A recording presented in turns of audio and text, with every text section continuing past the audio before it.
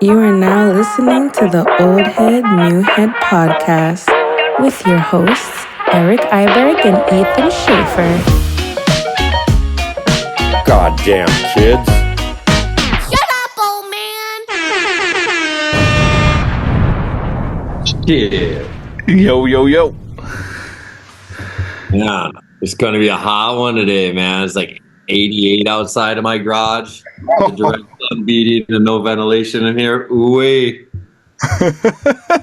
Hey, well, we're keeping an eye out. If you pass out, we will call the ambulance. I was thinking, you guys know Excelsior, Minnesota, and the Eric Iberg, I should match up. And the fire station, police station is only a half block away from my house. Beautiful. I am back in Seattle. I did a little weekend trip, drove 2 hours this morning from the other side of Stevens Pass, an area called Leavenworth. Do you know a thing or two about Leavenworth? Yeah, they're all German stoked, right? Dude, the whole town's German. It's crazy. It's like Have you been there before? No, this is my first time ever there this past weekend. Was it fun? Yeah, it was pretty cool. We were doing a bunch of other stuff. But it was cool. Everything was all good. So, what you got there? What you smoking on? Fucking just all super stoked. Fucking Ross Jacob, the ganja farmer from Dark Horse Farms. He hooks me up with my ganja weekly. Dark Horse Farms. You guys will get deals too in the little thing below. He'll give you a discount. And then to wrap my ganja in, as always, good old Blazy Susan provides me with them papers weekly. Beautiful. Trying to keep on that 3 BPM, man. DPMs. That's how, no, DPH. Doobies per hour. 3 doobies per minute would be nuts. Beautiful. And who do we have today, Iberg? We got someone very special. This might be the most excited I've been for a new head yet. I gotta say. Really? Yes, I think so. Wow, we've had some good ones with Alex Hall, fucking Mango, and fucking Edjoy. I know, but this one's big, dude. He's doing big stuff. He's making stuff. We're talking about Ferdi, of course. Ferdinand Dahl. Ferdinand Dahl from the Norway. Yes. Yeah, so I'm pretty stoked. I just kind of discovered who he was in the last year. And then it's kind of his name just keeps coming up. And then it's always when it comes up, it's not because he's winning, not because he's putting out the illest shit. And then as it goes on and on, you hear his name again. And it's like, there's another dope project. Oh, Ferdi's name is involved. And so I think that's why I'm most excited, because he's so young. I think he's 25, turning 26 here soon. And he's taken a route I haven't seen the younger guys take as far as creating shit outside of what they're creating for themselves. Yeah, I love people that create stuff, man. It's just the way their brains work, it's different from the people that don't create stuff. And as a creator yourself and a creator myself, maybe that's why we get along so well, but it's just the people that make something bigger than themselves. It's just, they're just built different. And that could even be a character. Talk about the Henriks and the Phils and the Edjoys. They make something bigger than themselves, but and that's what I think, like, the trait of all this show is the old heads on the new heads. It's like, it's just they do more. Yeah. Because they're already, the reason why they're so good at skiing is because they put in extra effort more than most people in the world. And then all of a sudden it's like, you don't have to do more on top of that, but all of them have. Yeah. And so that's what's super fun. And then, like, I guess I think it's just with Ferdi, I'm just so, like, just to figure out that path, because there's a lot of kids that want to create, but they haven't committed to what they want to create yet. Like Edjoy. He doesn't know what he wants to create yet. But we've gotten to see what Ferdi has over the last 2 seasons. It's been pretty fucking sick. Yeah. It will be interesting to see, because a lot of the time you're able to kind of not corner the younger guys, but if you start asking them questions, you're like, why don't you do this? Why don't you do that? And sometimes they have answers, sometimes they don't. But Ferdi, I'll be interested to see what angle you could work with him, because he might be like, I already thought of that. I'm already doing I know. I'm so stoked. I was like, I've been trying to think of how not to sound like a dick, but it's just like my excitement to see what he's envisioning he can create. Yeah. Where I got so many questions to be like, how the fuck are you going to do that? That's not realistic. That's not sustainable. Yeah. Fuck. I'm so excited, dude. All right. We'll send him a DM. He is surfing in Nicaragua right now, so we will find out what's going on with him. But yeah, man, I just sent that. I DM'd it personal, but I'll send it in our group chat as well, just in case. Yeah, dude, Leavenworth was crazy. We did the whole Cascade loop this weekend. It was sick. We did like, you go through North Cascade and then you go to like There's a walk trail, right? Pardon? A walk trail or something? No, I mean, you can do you can walk. We didn't do too much hiking. It was raining, so we were mostly driving. But the Cascade Loop is this big scenic road that goes like North Cascades, then loops by past Stevens Pass, going back to Seattle. And there's that really long lake, and I forget the name of it, but it's long. It's the third deepest lake in the country. Fuck, what is it called? Oh, wow. Yeah, man, it was kind of nuts, dude. It's like, so what are the first two? The first two are, it goes Lake Tahoe, then it goes Crater Lake in Oregon, and then it goes, what is this lake called? I thought Superior was the Chelan, top. Lake Chelan. But dude, this one's weird. Okay, yeah, it's I think Lake Superior is fourth. Yeah. But dude, this lake's like a mile wide. So it's a mile wide, 50 miles long, and like 1,400 feet deep. Really, really weird area. Well, that whole region is awesome. I've gotten lost on life of what the massive flood happened there with the glacier receding and then pulling up and then expanding. Yeah. And breaking all the walls of the mountains and then carving shit like this. Yeah. The whole Pacific Northwest is so fucking awesome. Like once you start to go to like how it got just gouged out of the ground. It's so crazy. Yeah, and like you think you know an area, and then it's like, oh my god, dude, you just discover so much more stuff. Like just even driving, there's just central Washington where like it transitions from mountains to that plateau, and you're on the Columbia River. Dude, it's like a green Grand Canyon. It's crazy. It is. Washington is the only state that has all four like tropical, like rainforest, desert, Dude, all the different or whatever they're called, ecosystems. Yeah, I believe it. Here, let's see. Getting some text. Ferdi says we are good to go. He will hop on in a second. All right. Ferdi likes mayo on his toaster strudels. Is that what you heard? I got the inside. Pretty weird shit. All right, let's see what's going on. Now we await the Ferdinand Dahl. He's a Norway guy. You spend much time in Norway? Never. Beer, it's like $100 for a 6-pack, and they like send you to jail for weed. Brutal. Yeesh. Let's see. Capiche is joining. Yes, sir. What's up, Ferdi? I'm good. Where are you? I'm in Nicaragua right now. Yeah, close to Managua, Miramar. Woodsy is a partner in a surf camp here. So this is my second year coming, and got some friends here, so we got to stay in this sick house, actually. Are you a camper learning, or are you a pro? Camper, heavy camper. Awesome. Is Woodsy a pro? Yeah, yeah, he's getting there. He's really good. Do the shit. Yeah, definitely. That's so sick. Well, Ferdi, it's nice to meet you. I mean, I think we talked a little while ago. I was trying to do a Capiche episode, but it didn't work out with the timing. But now, here we are. So everything works out in the end. Yes, sir. Yeah, nice to meet you too. Thanks for having me.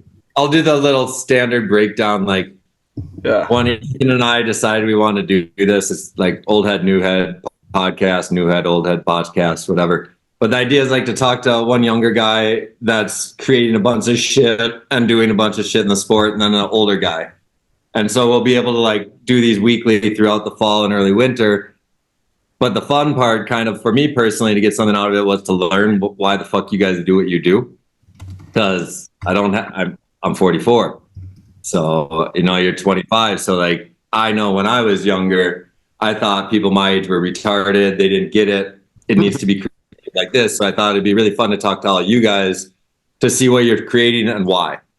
And then when we can talk to the older guys, we can show what they created, why, how, and how they failed too. So if you want to listen to this podcast kind of like as a blueprint to do whatever the fuck you want in life, hopefully there's like 20 different lanes that you can use as examples, because the way everyone creates is not a formula. Not one person that we'll talk to does the same thing. So you're a big part of that, man. You're doing your own thing. You stick out so much every time I see something cool, like your name's attached. I hear about your name more, not because you win a contest or put out the dopest segment, but because you're creating the dopest shit in the sport. So to me, it's like, all right, man, I want to see why you tick. So that's why we got the show, man. That's why you're on it. So thank you so much. And we'll just talk some skiing, man. Yeah, thank you. That was I really appreciate all the kind words, and likewise for me, I started off as a ski racer, so very late in my free skiing career, I got introduced to a lot of the older movies through Vincent Gagnier, and like the ones that stood out especially has been Dub Ski and Pop Your Bottles, and yeah, movies you created like Lion is one of the sickest. Like I keep coming back to watching that, so I'm excited to tap in a little bit there too and ask and hear more. That'd be awesome. If you liked Like a Lion, you're gonna love the Tanner episode we did. It's 4.5 hours long. So what? Yeah. So get ready for that in the fall. It's crazy. Yeah, I'm hyped. Super hyped. Yeah, cool. Should we just start? Ferdi, you got any questions before we get started? Or you want to just get right into this? Nah, let's do it. Let's do it. Let's talk young Ferdi. Ferdi, where are you from originally? I'm from Norway, Oppegård. It's 30 minutes outside of Oslo, so pretty south in Norway. And I got introduced to skiing through my brothers, my family. My mom and dad always liked to ski, but weren't like hugely committed to it. But they definitely did it a lot in their youth. And then they kind of started put my brother and I and my cousin into a ski racing on this tiny hill called Ingerkollen. It's like one T-bar, flat part, steep part, flat, steep, and so it's really good for slalom training. I did that until I was, or committed ski racer until I was like 13, I think, where I would slowly get into the park. I got my first twin tips, which I think was some graphic remake of the early 1080s Solomon. Yeah. You remember the white one with like the orange things on the tips? It was not the front. Yeah, it was a little later. But we got those so we can ski in the bike trails or in the woods in like the bigger resort, which I went to, which was Hafjell.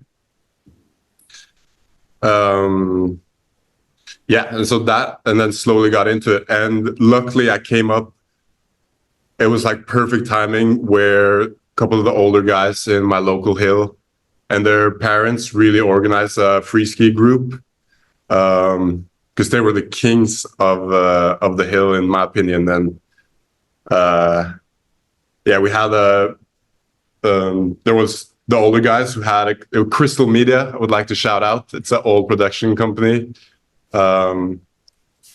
I would probably think a lot inspired by Field Productions, which was like the OGs for us in Norway. So I came up, and then it was like a perfect transition. My brother was super over ski racing. I was getting over it, and then when he quit, he kind of opened the door for me to be like, I'm over it as well. Your brother the only inspiration at the beginning to get away from racing? Because you had so much, because I'm guessing you said you were 13, so it's 2010. Like at this point you already had like superstar Andreas Hotfit. You had field production around for I think it was 5 years. You had like, I mean, I think the Hotfit movies were over by that time, 2010, the brother one. Yeah, but actually I have two brothers. So the oldest one of us is born in 91, and then there's 196, and then 98 is me. The oldest one, he never got into ski racing, but he's actually always just free skiing. So he early on showed me Mind the Gap, which was like, that was a precursor, or like I saw that, and then it took a lot of years before getting really back into ski movies. But so my oldest brother Anders was a big inspiration. The local guys at the Ski Hill, who like, it was a huge day, was an edit called Double Day. That was two of the main guys in the local hill did dub front, and then the other guy did dub backy. It was iconic. But then also PK 100 Tech has been a huge influence. And when that a little later got into the field movies around Eyes Wide Open, Get Lucky was like kind of exact at the time. They were big, they were huge, and like even all the way up to Supervention, I was those were huge in Norway. Because you guys had, like, to put it, Ethan, like the Norway scene was so big because of field productions, because of the Hotfit brothers and what they did with their movies. PK was a fucking superstar. He was the first legitimate double where we didn't think it was a double backflip 180 like Yoon. You know, where like, he doesn't wobble. So, and I mean, even like Greta had some Norwegian claim, you know, as far as Greta Eliasson or whatever. Yeah. So you had all these Norwegian influences. Like, it was so big, 2005 to 2010. So that's why I'm super interested. So when your age, like, who was the coolest for you as a young kid of all those influences? Yeah.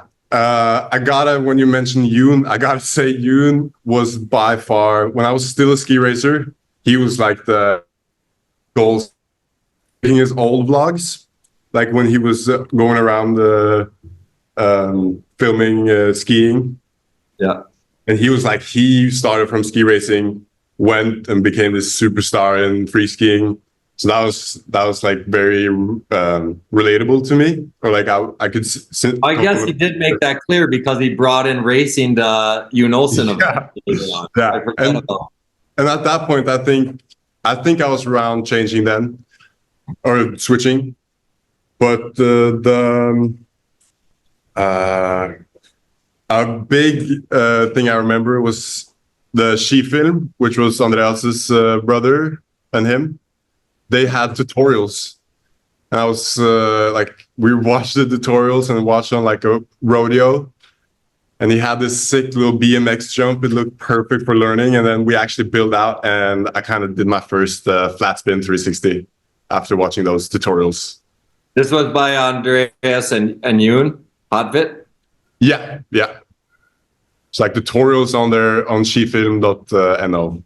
They had their own backyard park, right? Because I think I think Andre's Hot Fight was some of the first ski media I actually consumed when I was like getting into new schoolers and all that. Just his backyard setup was insane, dude. Yeah, next level.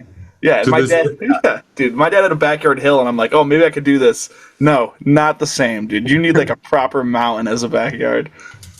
Yeah, and they had the two towers as the in-run with like a lift. Yeah, I skied there once during high school, and it was sick. But have a lot of friends who skied a lot there. Oystein skied a lot there, and so were you a competitive alpine racer? Like, was competing your thing? Yes. Yeah. Like he's stepping away for a sec. Ferdi's in Bathing suit. He's total beach bum right now. Might be hotter in my garage. Yes, I was competitive ski racing. I skied. And And then when you did the switch over, was your first thing, because we just talked about all the influences of kind of like film awesomeness in your country.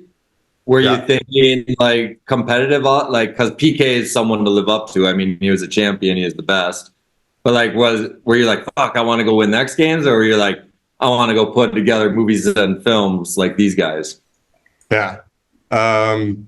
Honestly, I feel like I was kind of like, right as I went to switch, I had no real aspirations. My furthest aspiration at the point was to get into the free skiing school, NTG, which is in PK's, close to PK's hometown. And I didn't know, like, I'd seen the movies, I'd seen Field, and I loved watching him, but I didn't know what exactly I wanted, because I'd skied 2 competitions, a free, like big air, one big air, one slopestyle, and it was super fun. But yeah, I feel like it took a while for me to really be introduced to that whole world of skiing, just ski movies. Because I definitely, once I started high school, came into that school, like it was national comps year round, but it was still, I loved it. It was still so much more chill and fun than the ski racing community. So pretty much when you decided to make the change, you had an opportunity to go to a school that allowed you to participate in freestyle more? Yes. Yeah. And it was like, so that opportunity just allowed whatever to come. Yeah. Because you didn't have to, other than be like, fuck, I get to do this every day. Yeah. And it was, perfect timing. And it's like end of high school was things really lined up in a way where I didn't had to make that many decisions. It was just like, it was suddenly in front of me. And then I just followed that which was nice, because I could easily see myself questioning a lot of routes, and it gave me more confidence later. But we did make edits though. Always loved edits, and I've been editing since middle school, high school era. Mm-hmm. Before we fully dive into your freestyle world, how far did you want to take ski racing? Because you were super into it, you said. So, like, were you dreaming about going to the Olympics for Norway and all this stuff as a ski racer? Yeah, I definitely dreamt about making it as a ski racer. I don't think I had like any competitions like the Olympics, like really set in front of me. And I don't know if a lot of kids have, honestly, but unless it's, or maybe some have, maybe I felt like that kind of was pushed a little bit more upon me. Like, this is the ultimate thing to do here. So like, that's the natural goal. But I was always living in the shadow of my brother, because he was the star. Like, he was the star racer. He got the podiums. I did have a lot of years with ranking, but a lot of the years it just wasn't ranking, so I was just tagging along. Yeah. You know, this is connecting multiple episodes, so bear with me, Ferdi. But Iberg, shout out to older siblings, dude. This is like such a recurring theme in all these episodes. We were just talking to Crichton, and his older brother was such a big influence on him, and it's just a recurring segment that we've seen through everything. Yeah, it's incredible how much of an impact older siblings have on everyone, pretty much. And it's incredible. I've seen it like episode after episode after episode at this point. But back to Ferdi. Yeah. So a huge shout out to my brothers Anders and Fridtjof. And it was really, since I was always kind of tagging along as the youngest brother, but I enjoyed it so much more going to go free skiing. It was just such a relief when he quit and like opened that door, and which he's done a lot of other areas in life too. Like, older brothers do take more like, they're making the wave, and then for younger siblings to follow. Totally. 100%. Pretty awesome. Yeah. So these edits that you're making, Yeah. so you said you've been editing since you were a middle schooler. So Yeah. what type of edits were you guys making? Were you guys in the streets? Was it just park edits? Did you have a crew? Yeah, it was park. We had a crew called Jedi Crew. Some of the local boys from Ingerkollen first. There was a crew before I entered or like became part of the crew, and that was Backyard Production. No, yeah, Backyard Productions. And then pretty early on as I got in, the main guy, Bjørn Are Berger, he changed it to Jedi Crew, which we all were down with. And it was actually a super sick crew because it was with another guy who also started in the school because we move away from home for this school. It's and then you just live in like not a school. You each individually like find a place to live, so it's not like a border school, but it kind of is. You move away. So we were tight. Me and Morten Aulin. And then it was Max Ness, who's now doing a bunch of sick art and clothing under Cute Shit Kids. So shout out those guys. And Lars Bierbakken also got a shout out. So we were just making edits. We had some season edits. We had some spring edits, mostly park. Yeah, and then once we got into the school, a super influential person in my life got also part of the crew, who's Mathias Høgås. He's a guy from midway up north in Norway. And once we all we all were three guys and a bunch of other people, but us three kind of formed, evolved the Jedi Crew when it kind of died a little bit. We kept it going.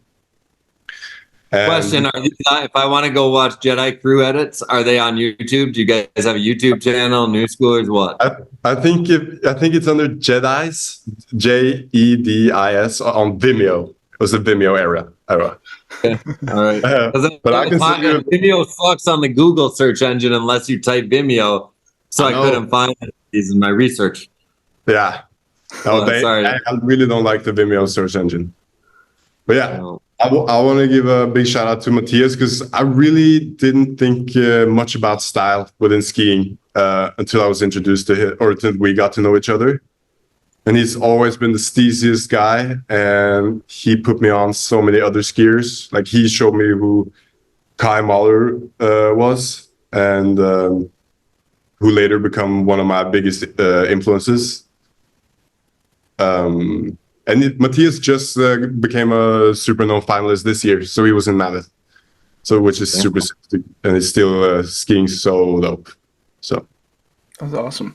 Yeah, that was the early days. Are these academies these private ski academies? Is it like in the U.S. where it's super expensive and it's like a totally different path from normal schools, or is like the Norwegian school system one of those ones where it's like a lot of private schools where you're kind of going away from home anyways? Like I'm not really familiar with what's normal in Norway and what's not.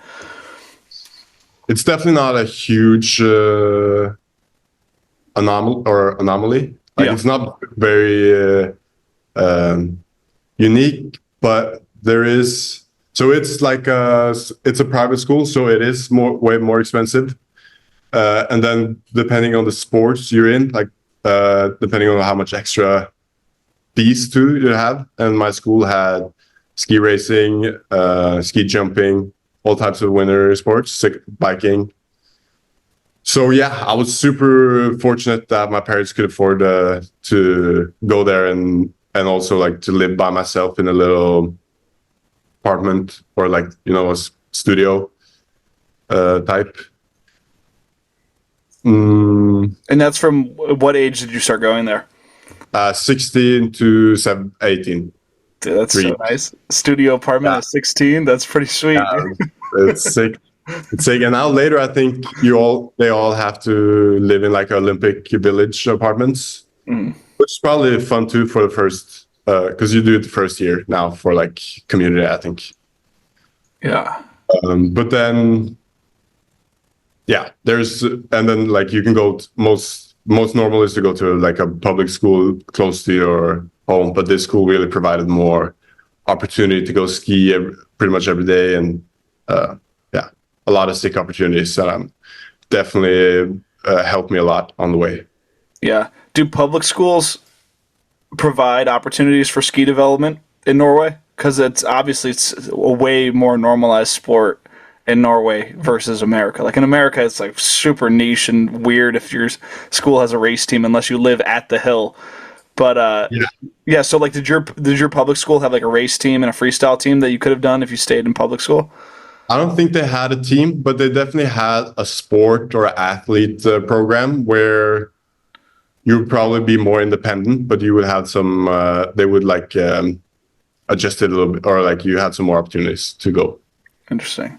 Yeah. How many kids do you think on the Norwegian national team went to a winter school like that you went to? Is it the majority?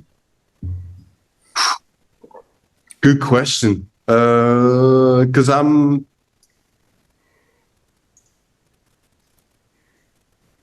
I think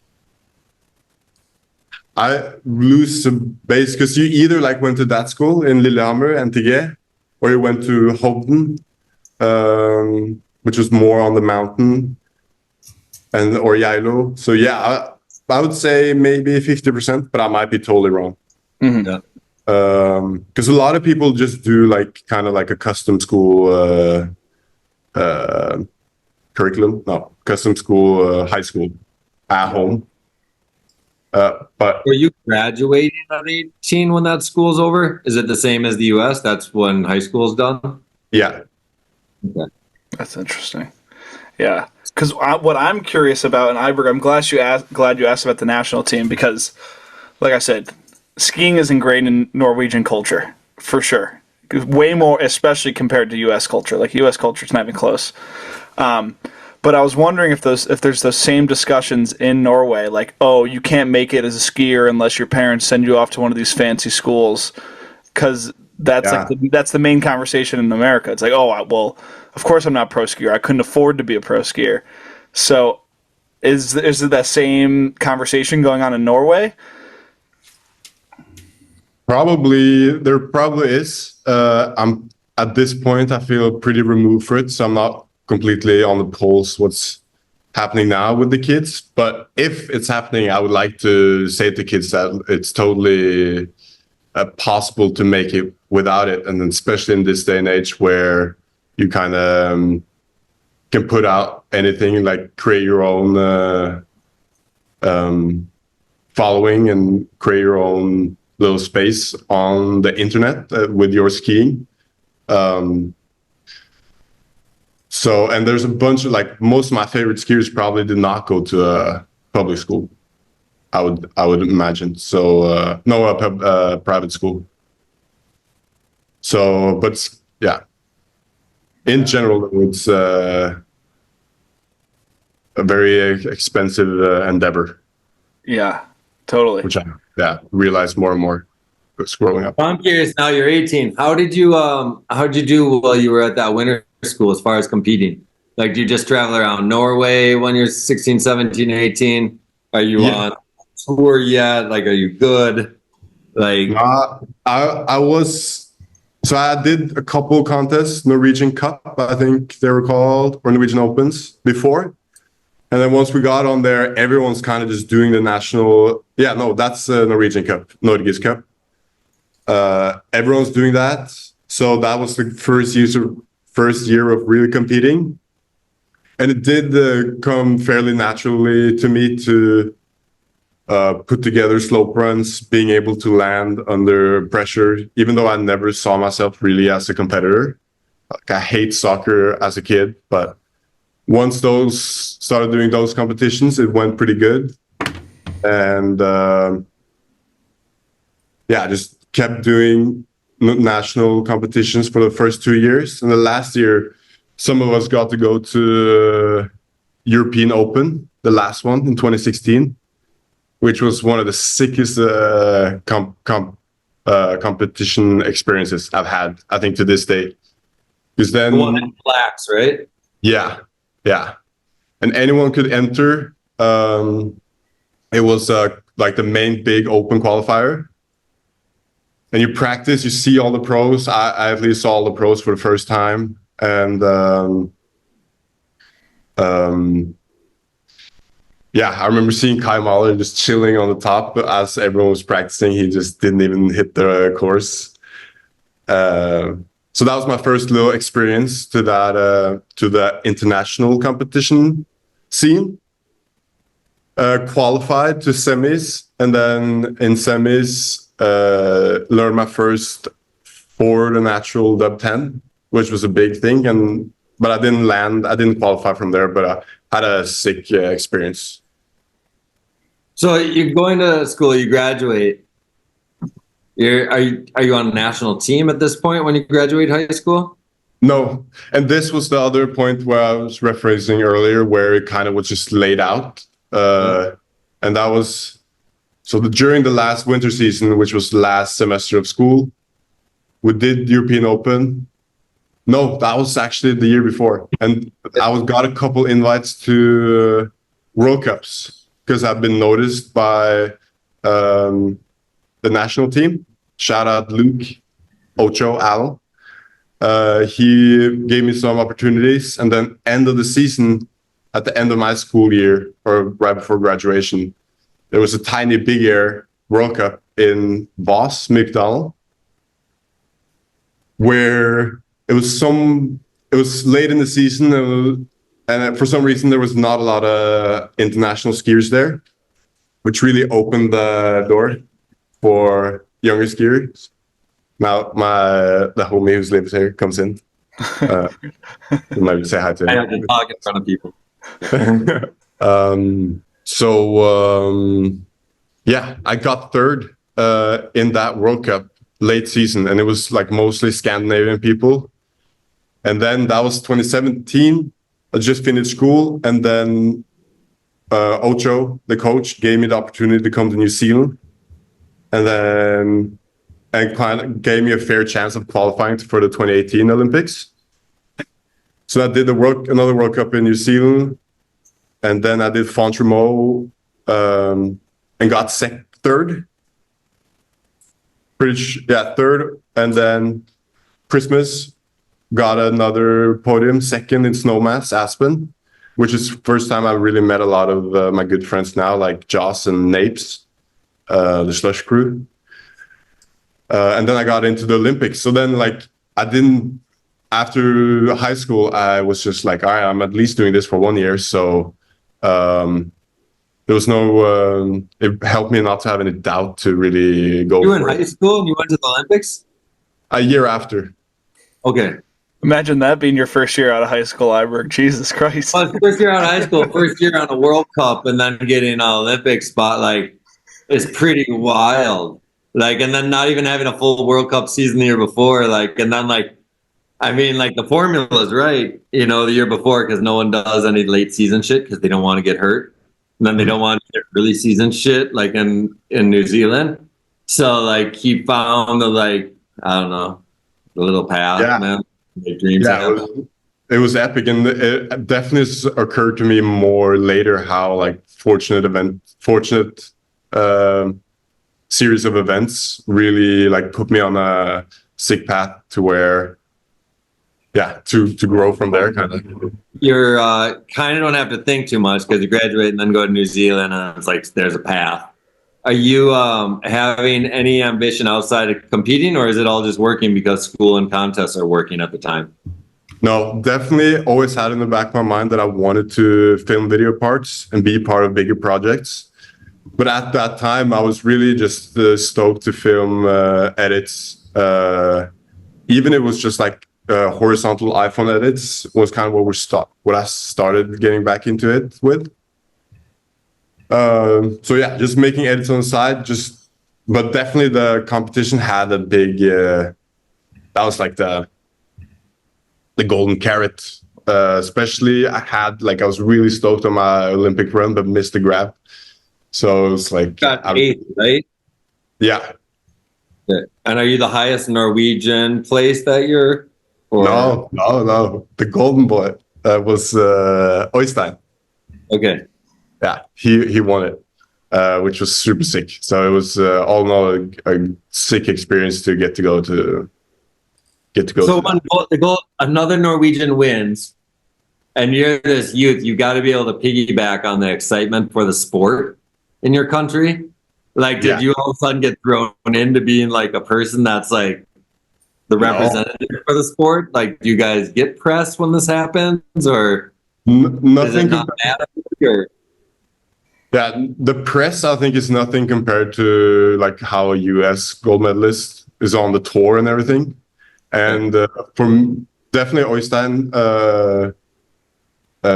did get a lot of press and did a lot of stuff afterwards. But for me, coming 8th, I felt like I was under the radar. I still feel under the radar in Norwegian media, which I don't really mind. I think that's pretty nice. Yeah. Even in the culture, do you think so? Like, but people had to have known you're a top guy if you're in the slopestyle team getting 8th. Like, are you thought of like, because I didn't know who you were in 2018, right? And so if like but does Norway recognize how ill you are at the time?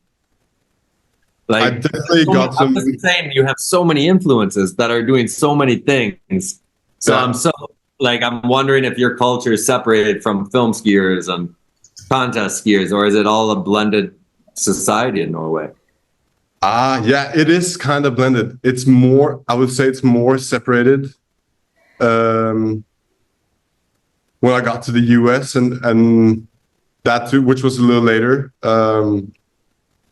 Wait, what? I kind of lost. I don't even know. I guess I'm just so interested. I could get us back on track. Iberg was basically asking, like, even though maybe the traditional Norwegian ski media, like the stuff that your neighbors are reading, doesn't recognize you. Are you recognizing the culture in Norway, or is it like the film skiers are on you top? up and being like, "Yo, let's film."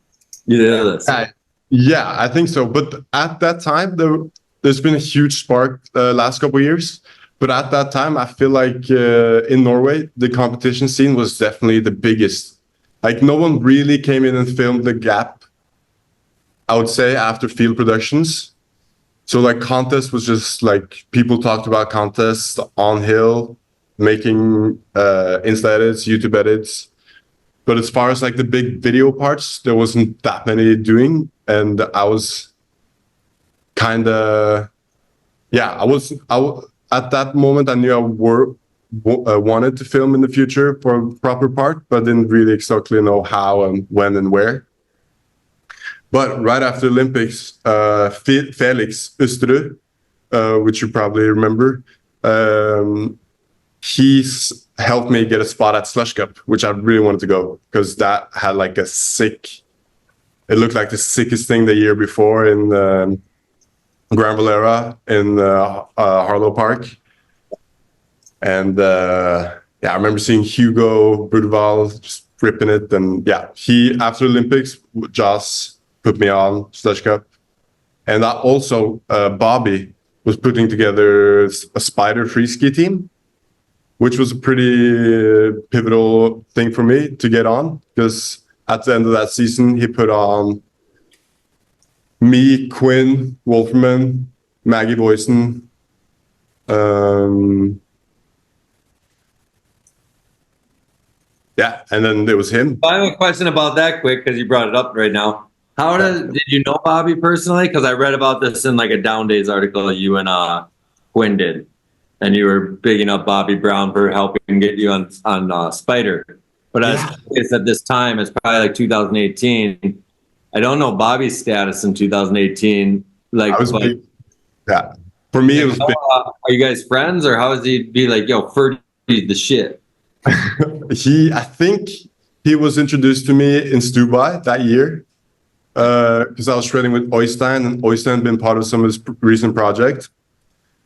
But no, I didn't know him personally a lot, so getting that nod was huge. And like I remember seeing that double goal at X Games with the switched up Misties, the rip of the T-shirt, and like I loved that as a kid. So that was really sick.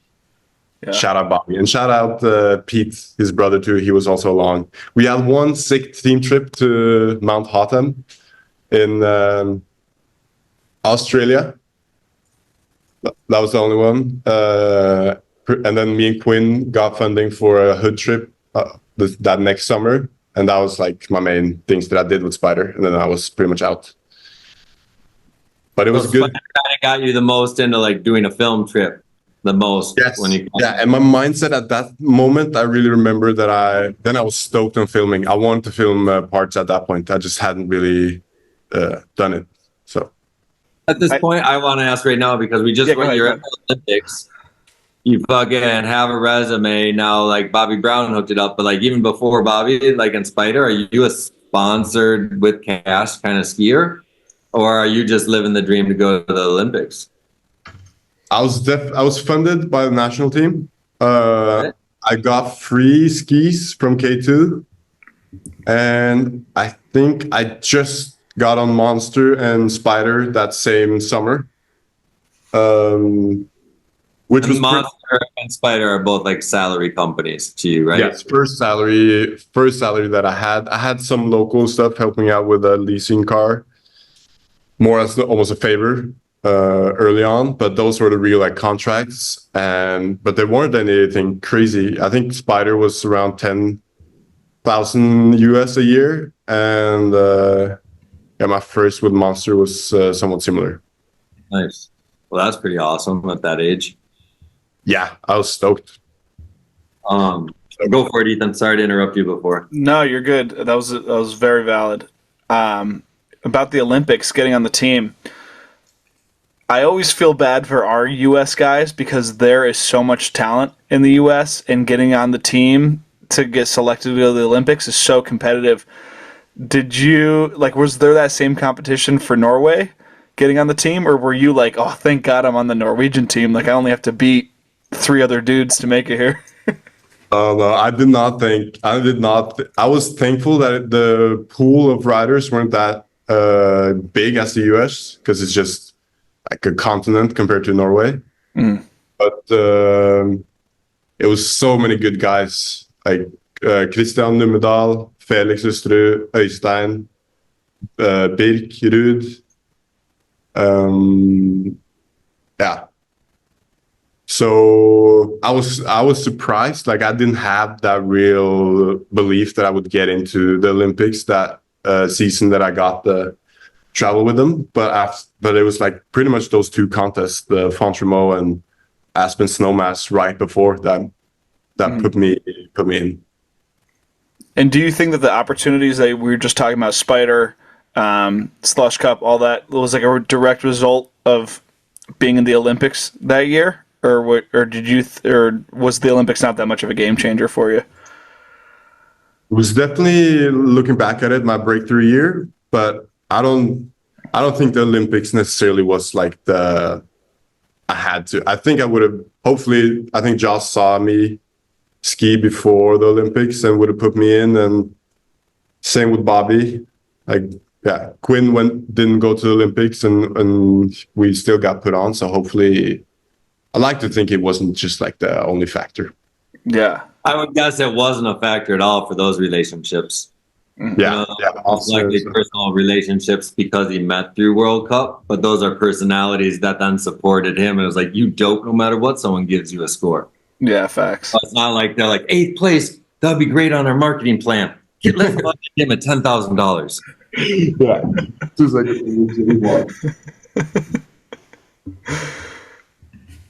yeah. No, I like to think that.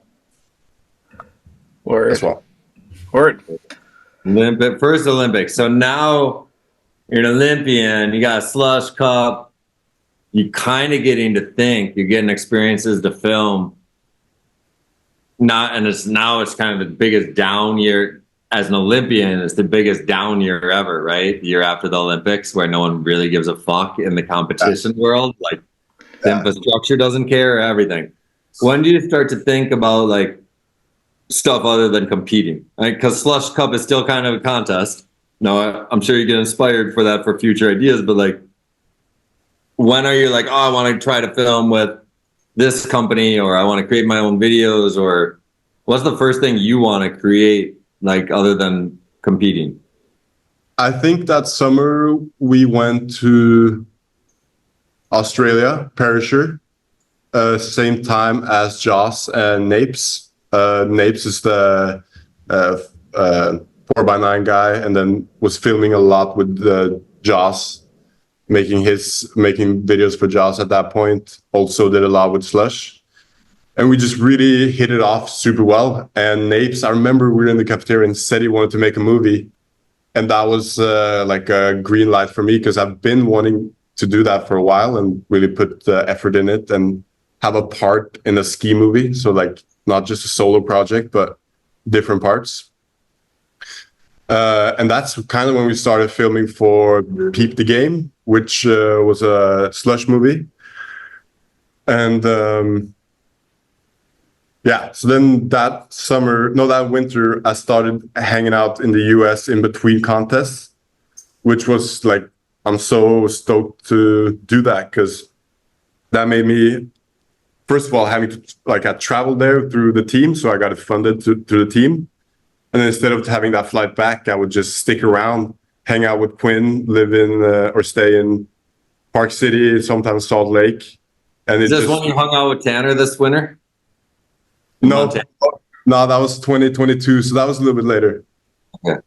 But I want to, we'll get there. That was sick. We'll get to that. So this is like 2018, 2019, if I'm following correctly? 2019, 2020. Okay. Sick. And when you say that the Norwegian team flew you out there, like, are you saying that you went out for a contest and then stayed, or did you say, hey, I want to go film, and they gave you money? No. Yeah, that'd be awesome. Yeah. No, you have to work, but you can be pretty clever with it. I think, like, if you schedule it right, like a bunch of guys are doing it now with Ed Joy and Danny B and Torm and the guys from Capiche. They're like you can finesse it a little bit, because it's less travel, and you have to, like, most of the guys are being paid or getting their flights paid for to travel to these contests. Yeah. And I really contribute that to.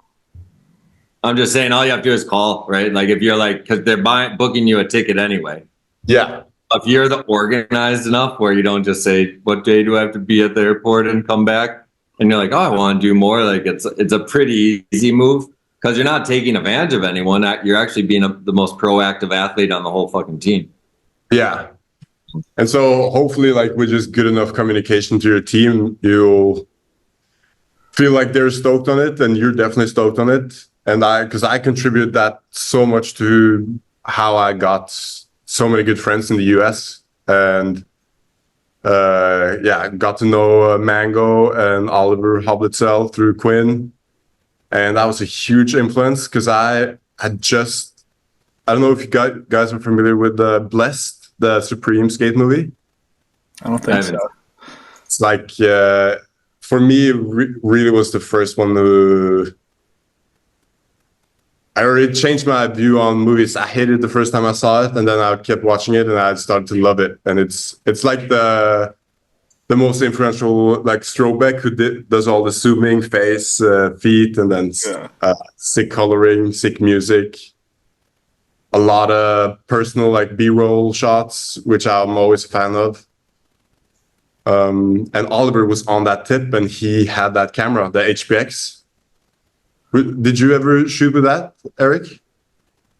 No, I only shot film my whole career as a cameraman. Yeah, that's sick. Never really shot film. But yeah, so and then, like, more of the suit space guys, and just realizing it. I remember I was in Salt Lake, and I just realized there's, like, a whole big community of skiers here that have no idea who's competing next weekend in the FIS or in the World Cups, and do not care who wins. And that was a big realization to me, that it is a way bigger community in some ways that you might not think, or I was thinking before that. Mm-hmm. That's cool. So your exposure to Salt Lake City and people that did not care about competitions is what really opened the door for you for everything else. In many ways, yeah, I think so. Yeah, that's really cool. Then we're filming we started filming that 2020 was the first year of filming for a slush movie that ended up being Pete the Game. And we were in Alta, Grizzly, which was, this was also a time when Vinny Cash showed me a bunch of the old ski movies like Ready, Fire, Aim, 1442. I had watched Teddy Bear Crisis, but we rewatched it. We had sick movie nights at Joss's house. And then getting to go there, like touring up Grizzly, and especially that, Napes call it Guac Alley. I don't know if you have the same name for it. Over Hip of Love? No, under Hip of Love. I know. And then, yeah, it's right below Hip of Love, where Tanner, I think, the Switch 5. That area was the sickest to me. It was just like a wave, and I've had a couple clips from there. Yeah, that location was my first location ever in mountains. Really? Like the fact just like go across the street and I can just walk up and boot pack and not die because I come from Minnesota, right? So like I don't want to boot pack and deep powder. So you're like, what? You can go up this cat track, and then it's like it was the funnest thing because you'd just be like, oh, there's the hip that all the dopest people are doing the dopest shit. Oh, you can jump over the cat track here. Oh, there's Chad's Gap. Let's go up a little higher. Oh, there's Pyramid Gap. Oh, we can build a quarter pipe out of the landing of Chad's Gap. It was the craziest playground that you've ever seen if you weren't a mountain man. You know, and because that's the craziest thing is like, I don't know, when you love just doing tricks. And then even like you had at Alta, that base thing, right? That cement sculpture you can jib. The like concrete one? Yeah. Yeah. But that's just like this playground that you just walk in. Yeah. Yeah. And I hear it's been a lot of people, especially like up the canyons last couple of years, but I'm really happy to have been there and encourage anyone to go there as a fan of free skiing, at least. Because, yeah, like you said, just seeing Chad's Gap in real life is so fun. Yeah, when you're standing in the middle and you're like, he did what? There. Yeah. I still think about it. And like, so say like these skis, right? So they like 180. Candide, I think it was on like 177, and they're like that narrow, and he weighed maybe 125, and he built the jump himself the size of a mogul kicker the first time he did Chad's Gap. And so when you put that in perspective, you're like, what the fuck? Yeah. Up by himself for 3 hours and then hit it the next day and then went into the wall 4 times and then did it again. Yeah, the mindset there is insane too. That's crazy. Okay, so now you're getting in the vibe. You're like fully rounded out freestyle skier contest. You're catching the vibe of making movies with these guys. Pandemic's hitting when you're doing this shit. So you're right in the middle between the next Olympics. Like 21, like where are you right now? Are you going after big sponsors? Are you trying to make a career out of this now because you're a World Cup athlete that is doing slush cups and filming movies? Or what's a Norwegian kid's thought at this point in the game? And where Yeah, the slush part was a big priority for me. I really wanted that one to be dope. Did you guys keep filming through COVID?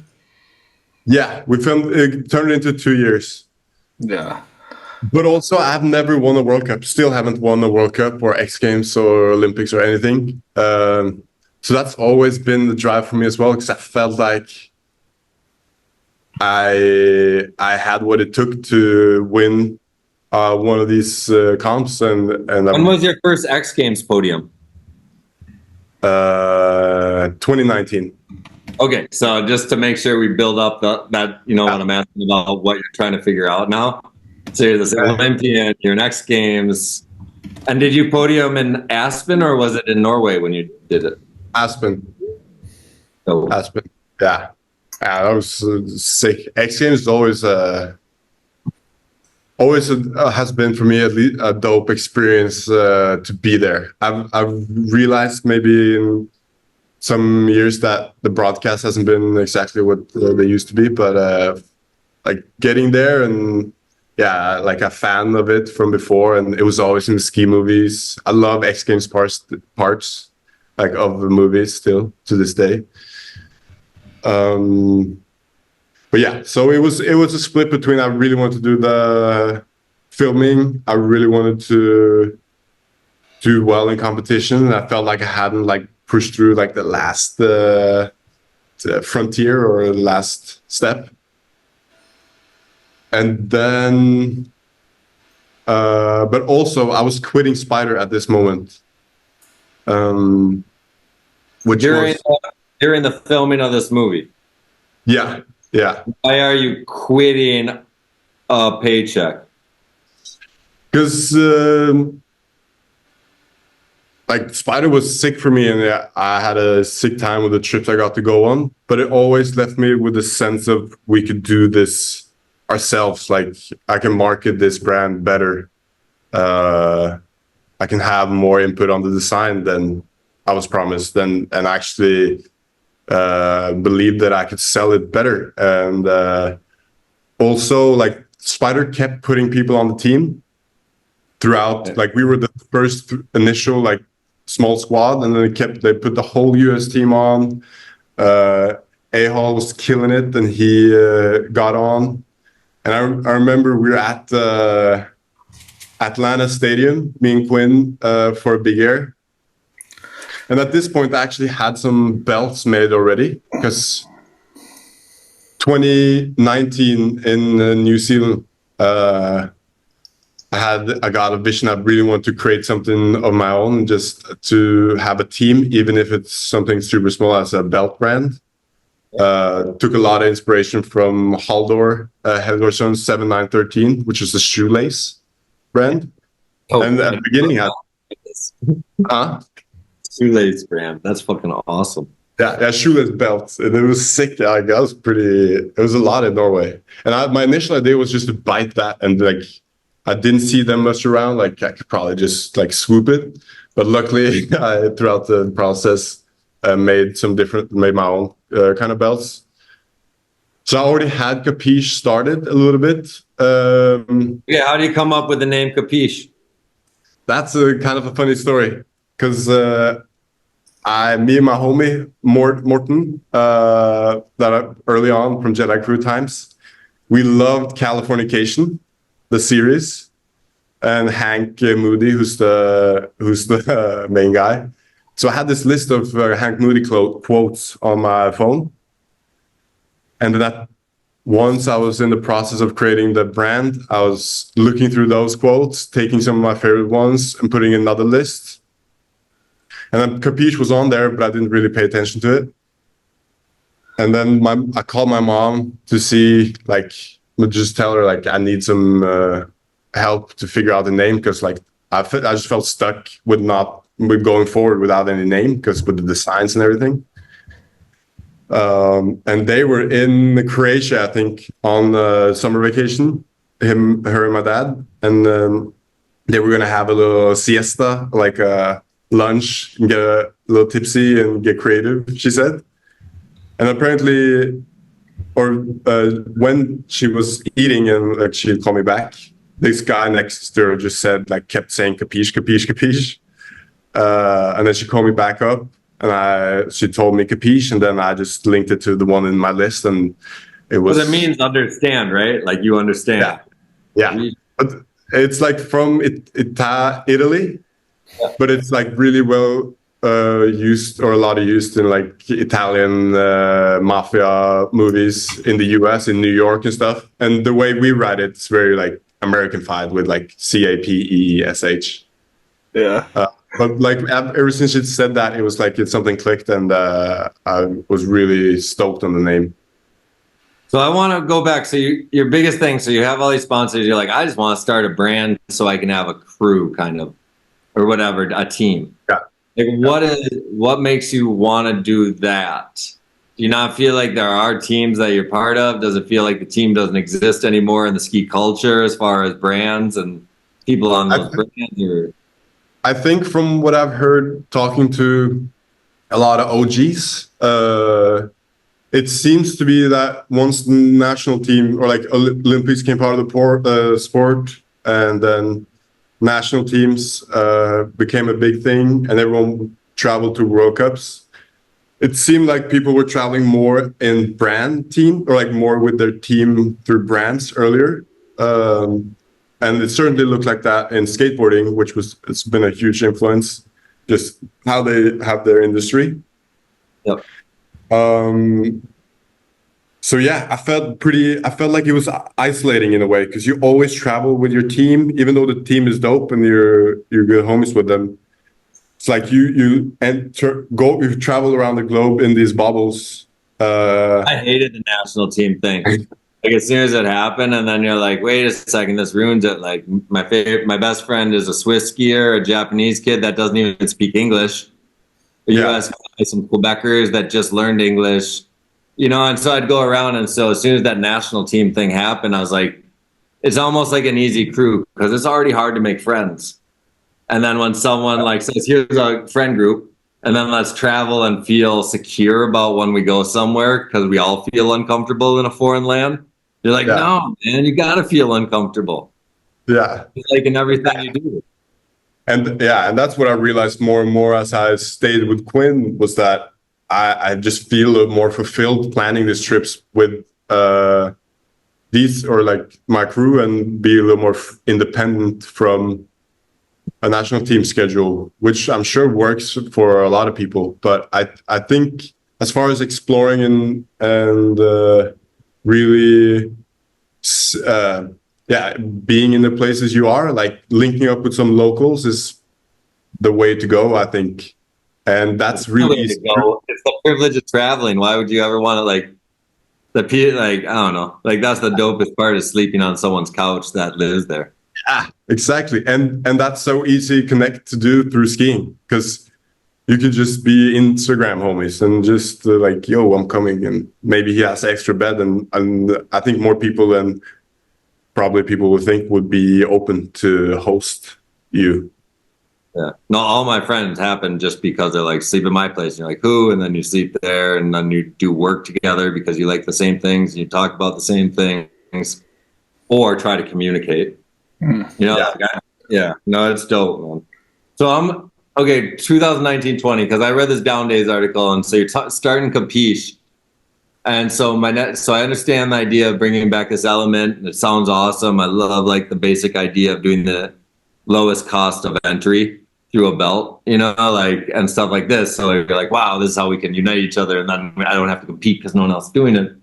But I read like it was with Quinn that you start, like it said, it made it feel like that article made it feel like Capiche was you and Quinn starting the brand. Yeah. I don't know, and I know nothing about the brand, so I'm curious, how is Quinn involved? Is he a co-founder? Did he start it with you? No. So in the very beginning, like that was 2019, we're both in Spider. We're traveling a lot together, and we're filming together. We filmed for the original Capiche edit or video that came out, which was a little bit of street, park, Kimbo. So we're filming this together. I'm editing it, and together with a homie from back home, Sebastian Bergen. Sebastian Bergen. A lot of people call him Bergen. He showed me how to make products. So just because he was making ski pants for his homies through manufacturers he found on Alibaba. So basically just like samples. And he showed me that it wasn't that hard. So me and Quinn make this video. We put it out. We're both still on Spider. And did you and Quinn make your own video, or are you talking about the Slush video that you guys were both part of?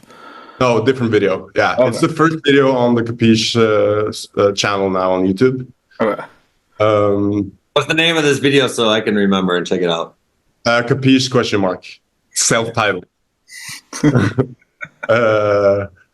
And then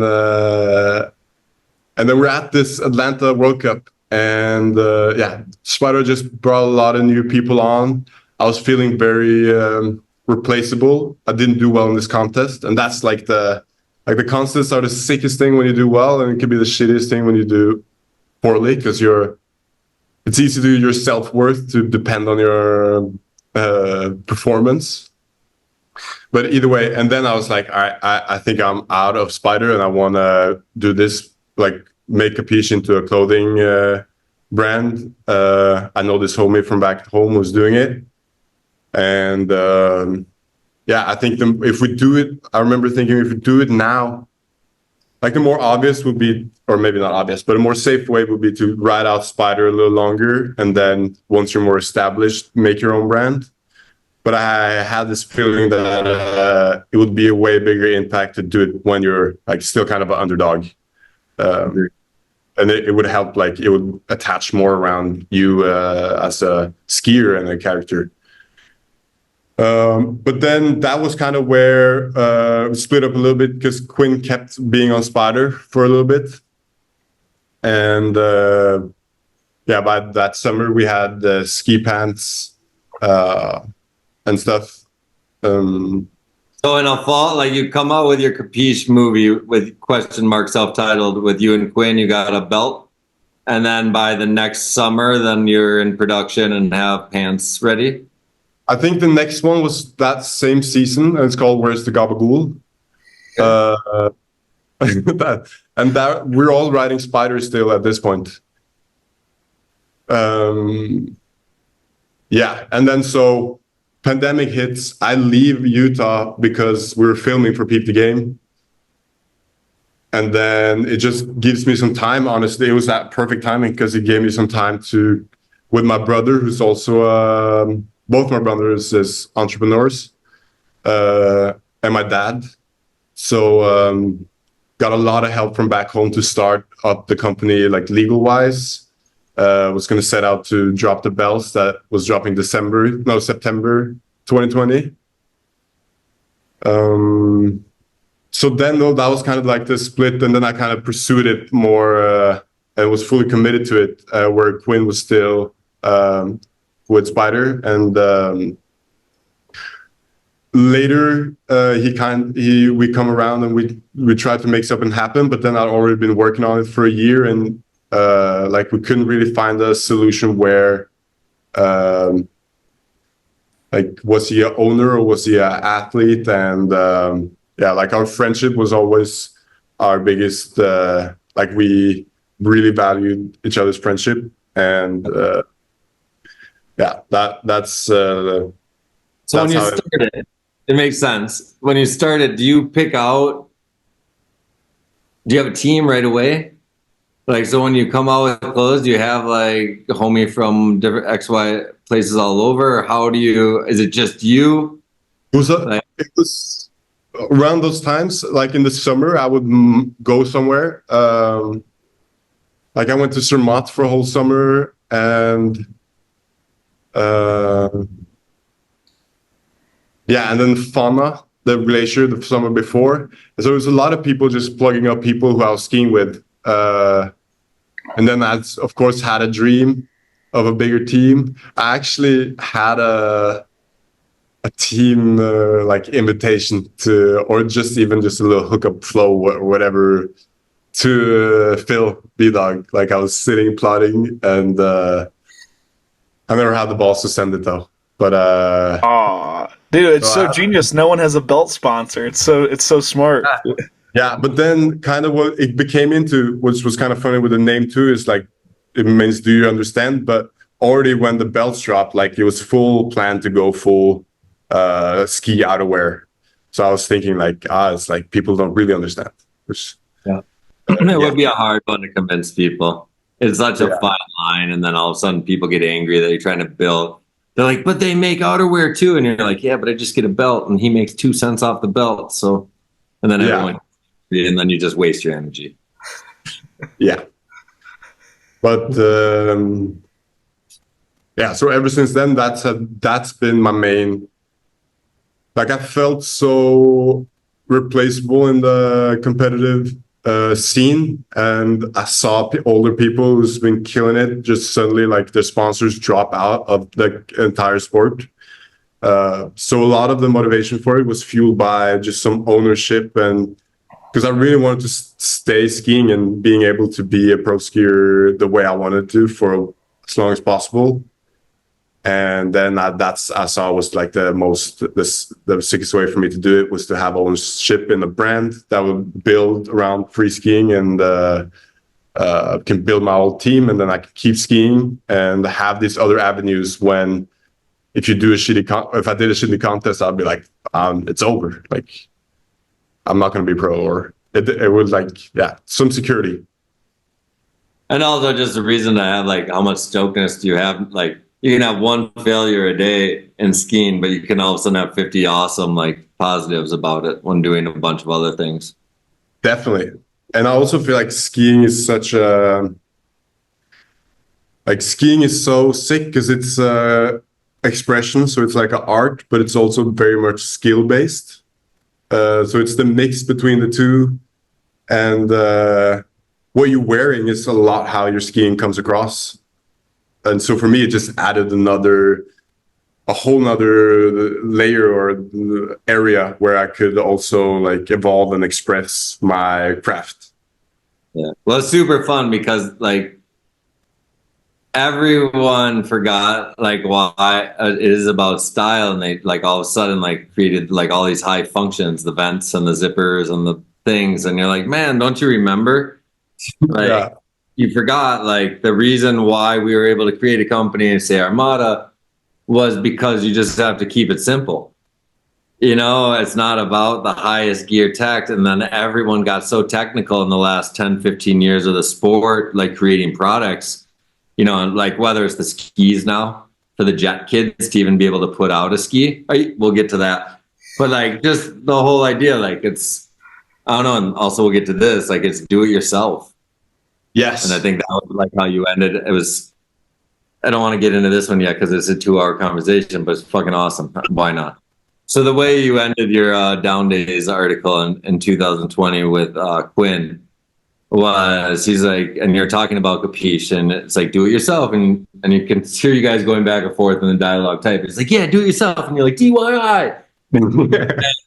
What was fun is, in the last year since I've kind of been back in skiing, I got to meet a bunch of people like Jib Skin Apparel, you know, an 18-year-old kid. Now he's probably 19, just graduated high school last spring, but like knew a way to source, upscale, move minimum units, direct to consumer. And homie was moving 500 pair of pants, 500 jackets as an 18-year-old you never heard of from upstate New York. Put that in perspective, his costs are $35 a pant, $150 when he sells, and he sells out on pre-sales. And I'm sitting there, I'm like, yo, you make more than everyone I know who has a clothing sponsor. It's crazy, man. And so like, I get why you're doing it, but after I kept going, Finger Plank Kid, the kid that did the 3D skis printed, just a bunch of other shit, Scards, you know, Browser Magazine. Yeah, and what it's come down to now, where it used to be like, get a big investment and do something, it's all about, I was talking to a friend in Australia. He's like, skiing's so funny now. It's such DIY shit. And yeah, it is, you know, because you can. And all it takes is a little extra effort, right? Because of all the opportunities, the people you met. And so you just, all right, well, why wouldn't I sell people clothes if they like me and know me and met me? Why wouldn't I create an event if I traveled somewhere, have access to a ski hill that lets me have kids ski together? So I guess that tangent was more bigging you up on the idea that I seen it too. Like you're kind of this leader of do-it-yourself movement, you know? And I think that's what the revolution is in our sport, because you can't wait for someone to pay you, can't wait for someone to create the event. And this goes over to the girls thing too, where they say, oh man, we need more events. It's DIY, man. Do yourself. Size could be the limit, you know? Your girl could hold 3 events a year and fucking have every girl in whatever province, country, state she wanted show up. And so it's like there's that ability, and she's one of a handful of girls that could do that globally. So you know, like the opportunities are there. And I'm just talking to the people that are listening, because while supporting all the shit you've created through Capiche and your Jib shit we'll get to soon. But do it yourself, man. Big up yourself. Thank you. Yeah, DIY. It's the sickest little. It's an acronym. What do you call that? Yeah. I love DIY. We call our hoodies like we write them hood DIY. That's Because it's your formula, man. Like if I had to describe you, it like worked out great when I was researching you. And then I'm just like, okay, there's no excuses, you know? And then I'm like, all the different scenarios, just do it yourself, man. Well, I want to add this in, Iberg, from a new head perspective. Now the biggest hurdle is that you can do yourself, so it's all an internal struggle. Now it's like, well, shit, I have the resources to do it. I don't need a big investment. Now it's that mental game of actually making the leap. So that's like what a lot of the conversation now is like. Is just encouraging people to get the balls to like, just go and do it. Like you have all the same resources. Like everyone has the same resources. More. Does. Yeah, exactly. That's why you're so dope, Ferdi, because so many people have more resources than you, and so many more opportunity to create or give platforms or do whatever. So it's very interesting why I look at you as someone who is creating his own path, or his own lane in the sport. Because you can still be known as one of the best skiers in the world, but realistically, you're trying to make the pie bigger and not try to get a piece of it. Yeah. And so that's your lane, and so that lane is fucking sick as fuck because it's proven longevity. Because if you keep fucking helping people with an opportunity to better themselves, an opportunity, you're growing with them no matter what. So it's a great way to figure it out long term. Thank you. I really appreciate that. That's sick. Yeah. And what you're saying, Ethan, it is, the opportunity is all there, and it is happening. I see more and more stuff happening. Smaller crews making shit happen, and like skateboarding had a low, or so many people like are talking about it's so little money in the sport right now. And like you can see at skateboarding was around like the 1990s. Like Tony Hawk was not doing that well financially, I think, for like before it like suddenly like caught new flame and it was the sickest shit. And skiing has the opportunity to be that to people, especially if it gets more accessible. I think where you're winning is not to have it like, so you said it perfect. I tell everyone, you guys are athletic entertainers and you are a marketing company. Never once are you a professional athlete. So you're kind of like a Circus Olay person. Like if you're just looking at you as your old athlete self that can go and entertain people of luxury, right? And so you have this through the entertainment you create, your entertainment of luxury sport. And so I don't know, you have all these crazy angles to just go and put it out there that no one, I don't know where I'm tangenting here, but like once again, all of it, man. Like you have it, like as far as what's needed, what hole to fill, and then how to like do it because no one else gets it. Yeah. Thank you. Ferdi, I'll figure out. Ferdi, we talked about this, me and Iberg talked about this in the intro before you joined the call, but usually people get on the call and Iberg's like, why aren't you doing this? Why aren't you doing that? But you're already doing all this stuff. So you have him a little stumped right here. You don't have me stumped. Like I'm super stoked because I think you're young and you take it slow. And that's the awesomest part. You're being 25, right? So what I would tell, even though it's like when like say guys are like, oh, I'm 25, I feel old. I'm like, dude, if I showed you where Tanner and Phil and Henrik were at age 25, there's a lot of things you guys are advanced in. And even having mentors tell you, this is the path I took and succeeded. This is the path I took and failed. Now choose your own adventure. And I don't know. So I'm not too stumped because I think the awesome thing with Ferdi, it's like, there is more, right? Like he's sustainable, but like now how do we bring it, like get everyone under one umbrella? How do you bring it to the masses where it's like, oh, dope. Ferdi's putting all these people on. But is Ferdi still feeding a family or building a house next year because of taking care of everyone else? And this is most people that create, especially in the luxury sport of skiing, your biggest comment is like, oh man, we don't do it for the money, we do it for the love. Well, fuck that. We actually have to make some money because it's a luxury sport. So this is the conversation that needs to begin to happen. you know, and hopefully like Ferdi has so many awesome things, like his outlet of clothing, starting that. There's a way to make some more money.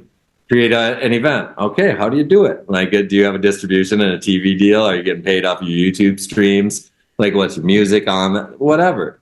You know, and it's more to provoke your thought of, once again, how do you do more? Because you already do more, but you always can do more.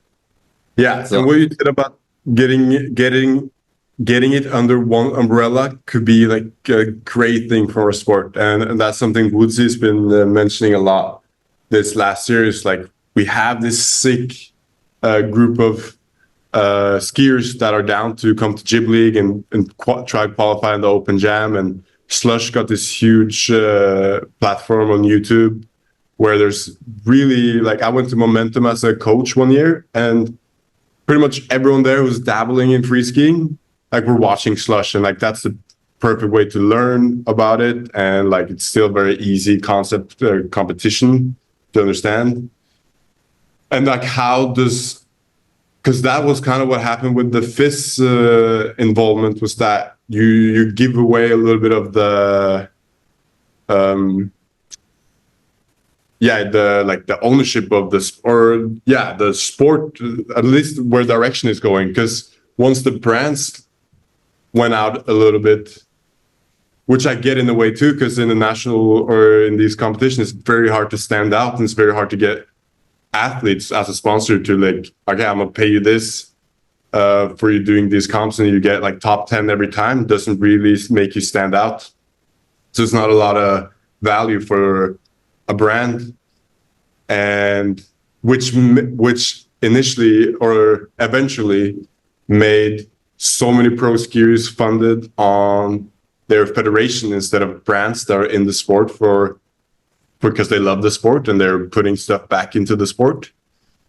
And that's, kind of goes with the same as the isolation thing. So, I think too, just to kind of just would use this conversation as a brainstorm, because, you know, where FIS fucked up was, as you guys are entertainers and you're artists, they sold out, you know how like people would watch, 10,000 people would watch US Open Big Air, you know, back in the day at Vail. The reason why they did that was because the entertainment that was booked was for President's Day weekend, and the village was sold out, and they needed someone to cheer over. The loudest cheer was a backflip, not the technical one. So understand the dancing monkeys were there, the like Cirque Soleil. So when FIS took it over, they sold it as property. So it's more important for the resort on their brochure to say host of 2025 World Championships than to bring any sort of crowd. So the whole idea now is just parents and coaches at the fucking bottom of a World Cup venue, and you're not even entertainers anymore. And it's just like, oh man, you took out the whole point of your value. So then all of a sudden now FIS like makes you guys kind of valueless. And half of the countries have the same team uniform on with the flag, and you're like, oh, those kids didn't even get the chance to create or get paid or do whatever. I agree. It sounds like pretty harsh when you say it like that, but if you have a team suit and you can't even dress yourself, like that's a lot of your expression taken away. And every other weekend, like, the judges might be looking for something slightly different than what you've been working on and banking on, is not going to pay off. And then that's not going to get you another deals. And then you're stuck in this loop of chasing contests, which can be very draining. And I've seen a lot of people lose their joy of skiing through that. It'd be depressing, man, to get a score on when someone says go and you're like, I wouldn't even go skiing today. Yeah. Like, this is the worst weather. Like, I get that the last 3 contests were canceled, but do I really need to go? And then everyone's like, yeah, you do. You need the points. And they're like, well, finals is canceled.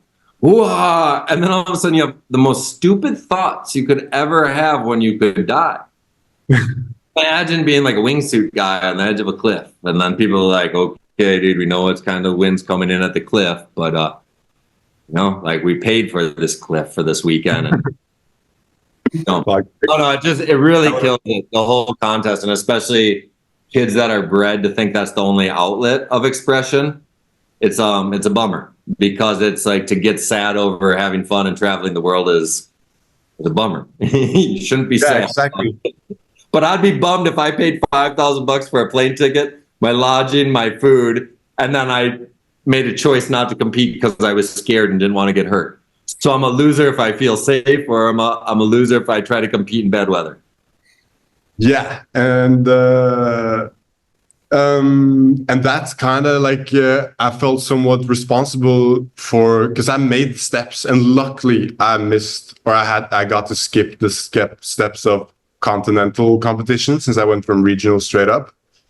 But there really is a ladder that FIS wants to climb to make it like feasible maybe for people, but maybe not most enjoyable, and that's national, continental, and then a World Cup. And as someone who's below, like is looking up to the World Cups, maybe on the Europa Cups, you might think it's all like sick, and I thought it was all sick, and then you get there and it's a lot of like, it's not a perfect contest by any means, and like compared to a lot of other top class sport event, like the prize money isn't really there and the sponsors aren't maybe really there, and for less for the really top guys. Yeah. So yeah, that's like the top guys are doing weird different shit, right? Like Sorry? The top guys are kind of doing weird different shit, like Regliati, like he's a YouTube TikTok star. You know, Yeah, like he's as much, you know, like there's even though he's a champion, has the most crystal globes, he's still created his own lane as an entertainer. You know, if he didn't do those like weird things that he jumps on stuff or does backflips naked, it wouldn't be the same thing if he just held up crystal globes. So he's an entertainer. And then same like, well, I don't know. It's just and Henrik, right? Like, I just wanted to use these guys as examples because you're saying the top tier. Yeah. Like those top tier guys, like are doing so many weird shit that's not just competing at a World Cup. Yeah, which is sick. I think it's dope that people go outside our sport, especially if you're bringing some of the values I believe in the sport of it being free and expression and everything into other areas, other like communities, other scenes. I think it's super dope, and people like yourself with the music, like a Lion soundtrack has like No Time and We Miss You is some of my all-time favorite songs, and same with Rat Race from Let It Flow. No, Huh? I don't think it's released song still. I think it's only on that movie. You can't get it anywhere else. No, it's on Spotify. Oh yeah, awesome. Oh, we got a frozen Ferdi. Sounds like the name of a bird. Look, we're rearranged now. I don't know if it's rearranged on your computer too. But now Ferdi's in the top left, I'm in the top right, and Iberg is on the bottom. Okay. We're back from recording with sweaty Iberg. He's sweating it out in his garage. It's gonna drop 20 degrees in the next 2 hours. Same with Ferdi. You guys are getting cooked right now. Oh yeah, dude. Feels so good on the body. Nothing hurts. Yeah, good. Yeah, a lot of sweating. Nicaragua is so much hotter than anywhere I've been. So yeah. But where I left off was yes, they are on Spotify. Like Lion full album, official soundtrack album. Nice. Yeah.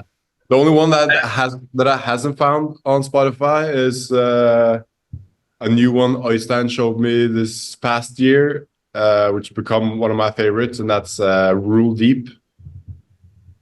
Oh yeah, from Tanner's fucking Believe segment and the hip session or the massive. Yeah, that is insane music, insanely good music. Okay, so let's bring it back. So what I find is super fun now. So we're like just got done with the winter 2020, 2021. You're going into 21, 22. You got this kind of new view. You're like, man, I got Capiche.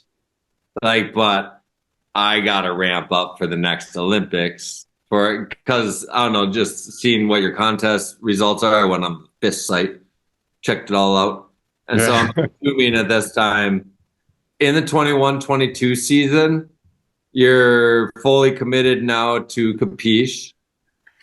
You know, right? Yeah. And then you are, so you have this, and then are you filming anything in even the year before the Olympics, or where are you at this point? No, you gotta say what up to Juan. He's the guy I live at. Hello. No, we're podcast. Podcast. Jesus. Yeah. Hello, everybody. Hello. So, Yeah. only one visual on this podcast if people watch it past an hour and a half. Oh yeah. Oh, Great Chile. surfer from good Chile. for Chile. Enjoy, man. You guys, you're in Europe now, no? No, You- Minnesota, USA. Yeah, good man, good. Yeah, Too hot here. Oof. It's so hot. same here, man. Yeah, 90, right. what's your temperature? I'm at like 93 in my garage. 35 degrees Celsius. Yeah. I think we're about that. I think I'm warmer. I'm at like 43 Celsius with humidity. It's going to explode. That's insanely hot. Fuck yeah, it is. That's why I got a towel now. Yeah. You're a towel guy now, Iberg. You're one of those dudes you walking have around. I'm a towel guy when I walk Also, around in tropical places so I don't get sweat rings on my hat. Yes, facts. When you, all right, Iberg, before we really get back into it, when you travel, do you bring 80 hats with you? No, I do too almost. Yeah, I gotta ask about the TC hats later. Yeah, so 2022, we were filming for our second video, kind of with the Slush crew, but this time more K2 based, or it was all K2 based. So it was a movie by Napes, co-edited by me, and it was the K2 team as much as we could gather at that point. So are you on Kai Mahler's team? Are you a teammate at this time? Is he still on K2? Yes. Get a ski with the guy who you thought was fucking awesome. Yeah, and had been for a little bit at that point. In 2022, that was the year actually he committed to Capiche being on the team. Awesome. So Kai, I got to know a little bit more. Like 2021, we were hanging a lot in Zermatt during the summer, which was so sick. And then in 2021 as well, I think. No, 2022. Yeah, we were hanging quite a bit. I was staying in his place in Ruti, close to Laks. But yeah, starstruck. Because I had known him for a while because he was doing the competitions as well. Like when I was doing World Cup up until 2018. Yes, I think he at least 2018. Okay. Yeah, I think maybe even later. So I had this. Because he was such an icon, like early 2010. I was super fan, super duper, because him and like Sammy Ortley, right? That's how you say his name. Yeah, they were like, to me, they were like the crew that was the illest because they were both so creative that they were unique and different. But then like one of them had the skill set of competition, Kai. And then I was just bring it, but then it pigeonholed him as a Red Bull big air guy. And then it delayed his career to be creative till times like now with Capiche, right? And so, because he's always been a creative. But then as soon as the Red Bull helmet got put on his head, it was like, go win, motherfucker. Yeah, and like you can, and the X Games edits from back in the day is so iconic. And like you could tell through his edits, like his mixtapes, I think he called them, and like Summer in Zermatt, they definitely didn't fit the mold of a regular maybe Red Bull project per se. And he had Rasta skis with Moment, like his role model 2010 fully Rasta ski. I was like, who the fuck is this guy from Swiss German? Swiss Germans don't like Rasta things. Normally that's the Swiss French. Kiobamba, he's are they Swiss, aren't they? Oh, they're Swiss French. Yeah. And so Kai is Swiss German. So I never met like a cool Swiss German before in the sport. That was like all fucking about it, like the Swiss French. And so I saw his influences. I was like, wow, man, that's kind of because it's two different places, man. Yeah. Americans are not the same kind of humans. Yeah. So at that point, I was going for the next Olympics. Was feeling pretty motivated for that. But I had this whole mission with Capiche. That was the dream to be funded, and still is the dream to be all funded by Capiche, and I can do whatever apps or only have to answer to myself.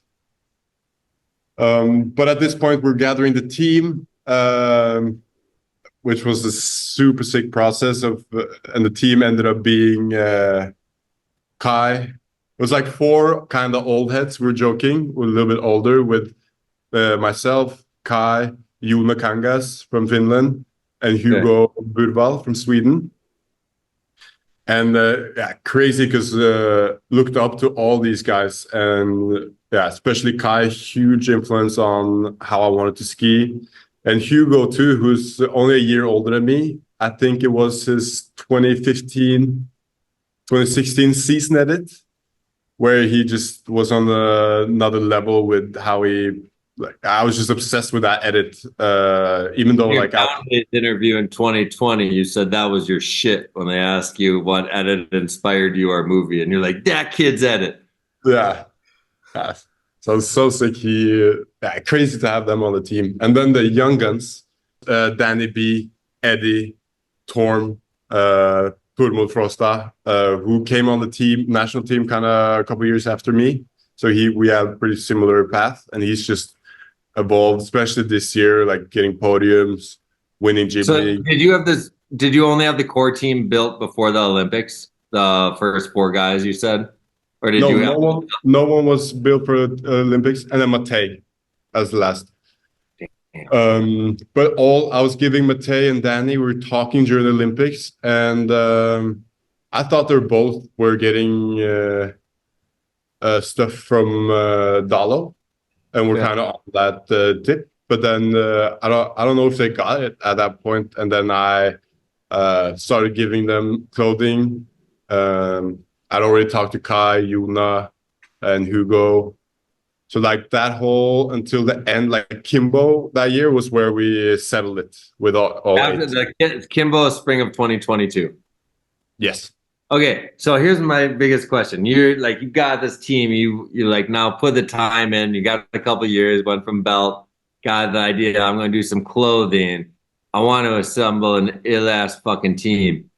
What do you have to, let's just use the first 4 members that you used, the Kai, Yuna, and then what was homie's name? I'm sorry. Hugo. What do you offer them? Like, how do you go at this point in 2022, 23? Like, what are you offering a skier in life to be part of a creation? Yeah, good question. I think a lot of the guys were hyped to be a part of something, a team like that.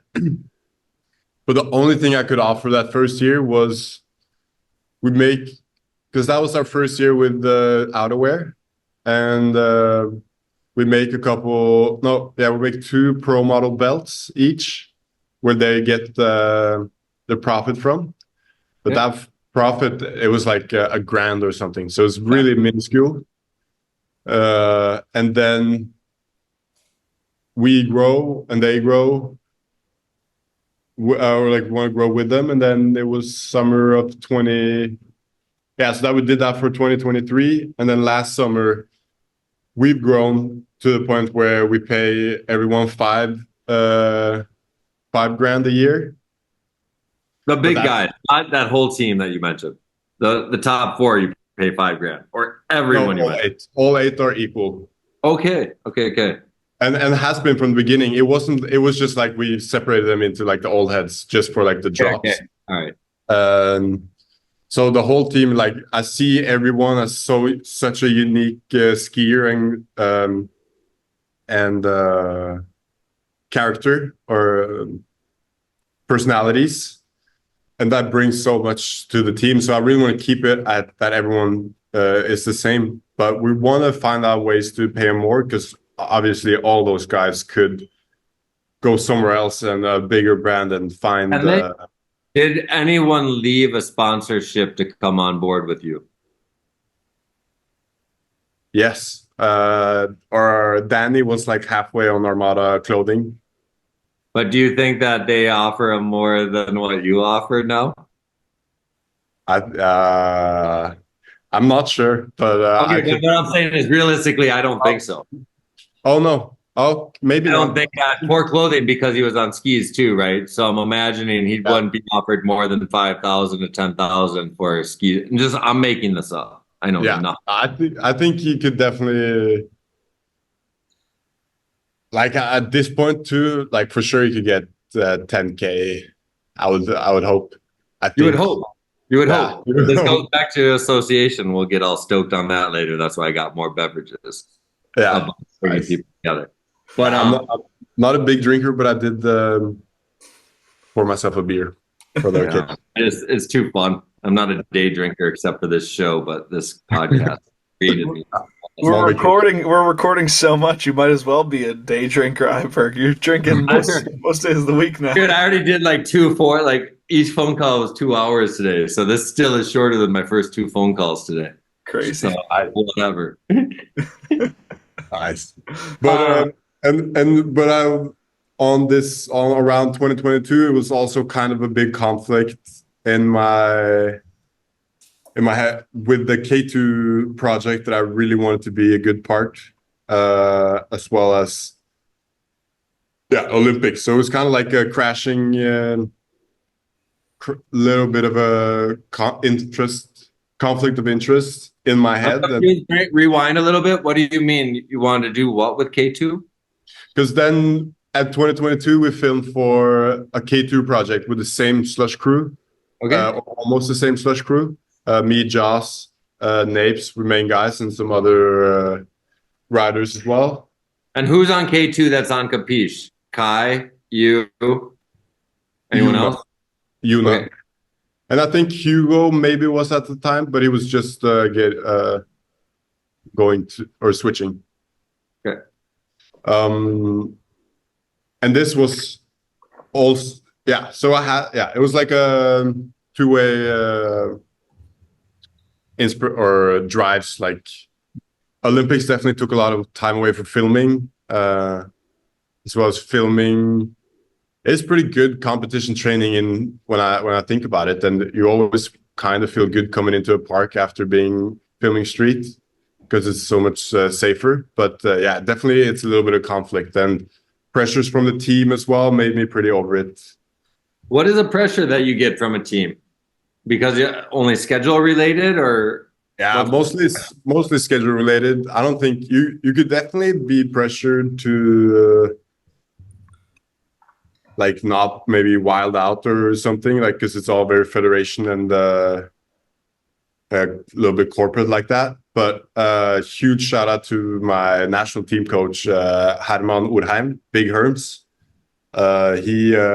He really was a sick connection between for me to the. Say you have a coach named Big Herbs.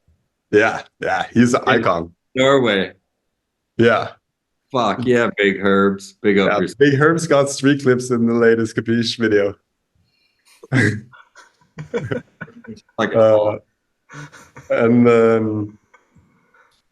So yeah, it was that kind of led eventually to the decision of leaving the team that next fall. But actually before that we skipped was that in between filming for Peep the Game, I did a reel ski, the last reel ski that they had. Did you podium in this? No.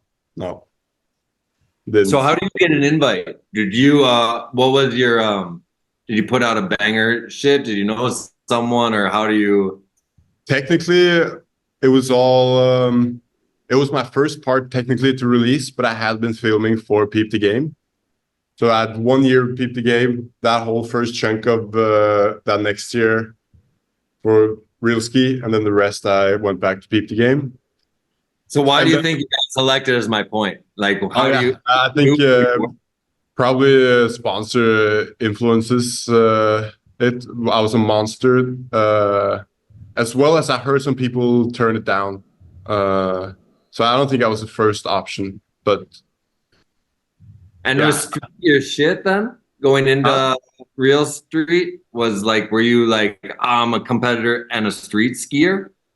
Like, was No, that what? If I go back and watch your segments from before real ski, where no, there is no released segment before Real Ski. So it was like, definitely I was hesitant to do it, but it was such a good opportunity for me to go for it because I wanted to be in the film world and make parts.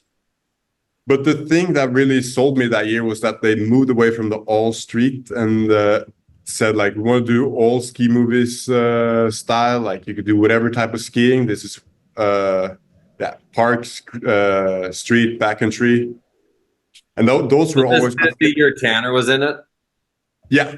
Okay. All right. Yeah, and that was always my favorite parts growing up. Had park skiing. No, my favorite ski parts had park skiing.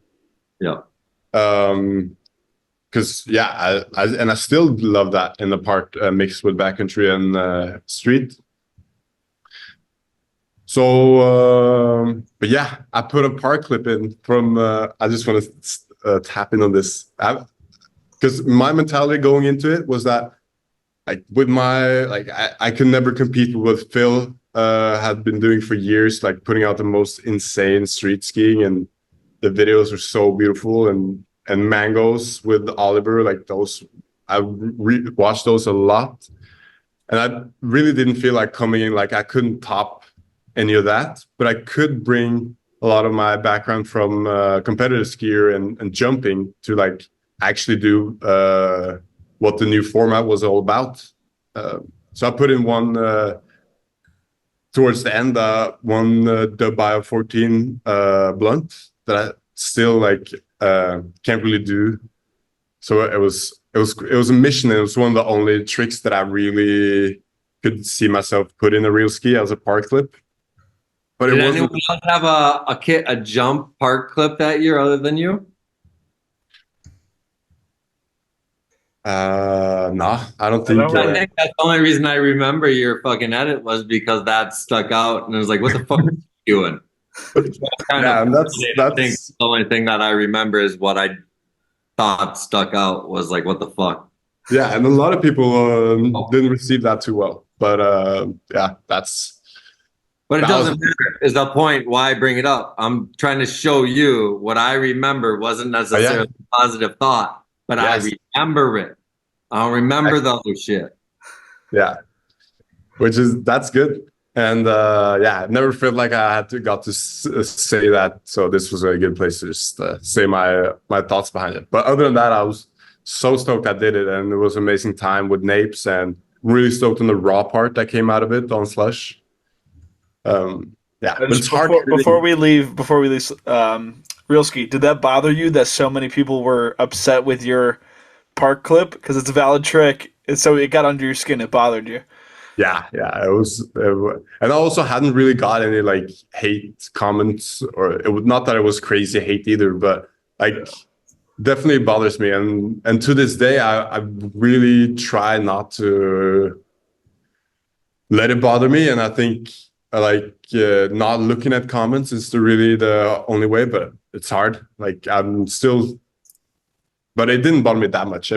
I had a lot of good backing, and like my homies, close homies liked it, and So the biggest thing I can say to you, as long as people talk about it and you love it, and you know your true passion why you did it, like fucking talk about it. You know what I mean? Like it's so awesome that like people do talk about that or had such a negative opinion, because that's as freestyle as it gets, right? You're like, to be like, what does really a medal do after you split it with a filmer and then split the prize money and get taxed on it?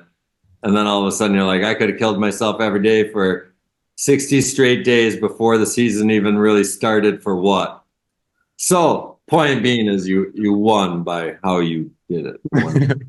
Thank you. Yeah, because I actually had a similar thought with Mango 2 years prior. His first part was so amazing that yeah, I didn't or that's like I felt he was robbed, and that became a bigger notion, or yeah, notice more. And we're following up on our conversation that we had with Mango because he was, I think, the second young head that we had. If invited back, would you do it again? Me Yeah. now, Yes. I did. I was thinking right after. I was like, nah, I don't wanna make videos for because it's such. Everyone has such a opinion of what a real ski should be like, and they have an image of it. And when I did something that was slightly out of it, or like the park clip, it, it made me a little bit like, nah, I would rather just make my own videos. And I'm probably still there, and but I would still love to see it back. I just maybe wouldn't do it myself. Yeah. But see some of the younger guys. But that's more because of you wouldn't do it because of the creative limitations, and like that's your biggest issue with it. Yeah, yeah. The people's prejudice towards it, or like preconceived idea of what it should be like, and Yeah. It's just impossible. It's like a film festival, right? Like if you're like, oh, Eric Iberg, you made movies, go judge theirs. I only made ski movies because I thought they sucked. So why would I ever judge someone else's movie? That sounds like I'm going to be the biggest asshole you've ever made. Because my creativity was like, wow, like I want to do my own thing. So once you get judged in art, it's just stupid. And especially like when the commitment athletically for real ski might be the highest level of physical commitment you need to create to be the best in that like event out of 6 people. It's crazy. It doesn't, there's no, like if you just balance, like once you do it, like, and you think about it for a second, you're like, risk versus reward. That's kind of easy. Like I can do a million other fun things in that 60 days that are more fun and give me self-satisfaction rather than be like, I didn't get a shot today. Fuck. yeah. That's True. not Everyone fun. else, and then you think about everyone else getting shots at the same time. And you hear And then rumors you about just give people. your shot away to Disney at the end of it all. Like you don't even get to own your shots at the end of it all. So brutal. So you got this, you're going to the Olympics. I kind of see where you're at, and it's like, it was fun, like, because I saw that you did an event the summer after the Olympics. So I'm guessing you were, right? You did a New Zealand World Cup the summer after. Stubai World Cup. Okay. So I see that you did that. So there must have been a half a second thought where you're like, do you continue this journey after the Olympics? So like, but then it must have been cut off really fast because of no results after that. So I'm curious now, you have a team, like where's your full focus now mid 22-23 winter? Because now you go into super overdrive the last 2 seasons of creation. So I'm curious now, like where you're at right after Stubai. So that was 20. Fall of 22. Yeah, 22. Then my whole focus was, then we set on we're gonna do 3 Jib Leagues. So the summer of 2022, I'm in Whistler with Woodsy, and me and Oystein have been talking a little bit on and off, and he came up with a name, Jib League. And then me and Woodsy start brainstorming, like we have like there's room for a different type of competition here, because we all came from that competition, but then we all had stuff we felt that could be different and there could definitely be a space for. So, but I still always really wanted to get a gold in X Games. So Stubai goes pretty bad, super over it, like not sure what more comps. I hadn't made the decision yet. But then I already knew we're doing 3 Jib Leagues, and I'm doing X Games in January. So I was set on trying to do well at X Games, and the Jib League Jib League started. Yeah.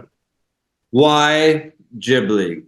So let's just say now it's spring right after the Olympics. Can you explain to anyone who's listening what Jib League is, and then, or maybe say why you, whatever you want to do, why you created it? Yeah. I felt like with all the skiers at the time, I felt like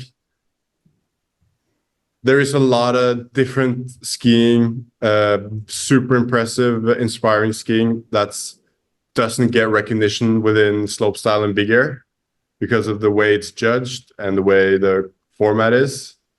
And would you see that on World Cup? Would you see certain creatives that you were like, oh my God, my brain was blown and he didn't make finals? Is that like influence? I can't come up with any like a certain one right now, but all the time like felt like I was disagreeing with the judging. I felt like you had to spin a certain amount to even be considered, even though if you did a different axis, different grab, like maybe the riding in between didn't count as much.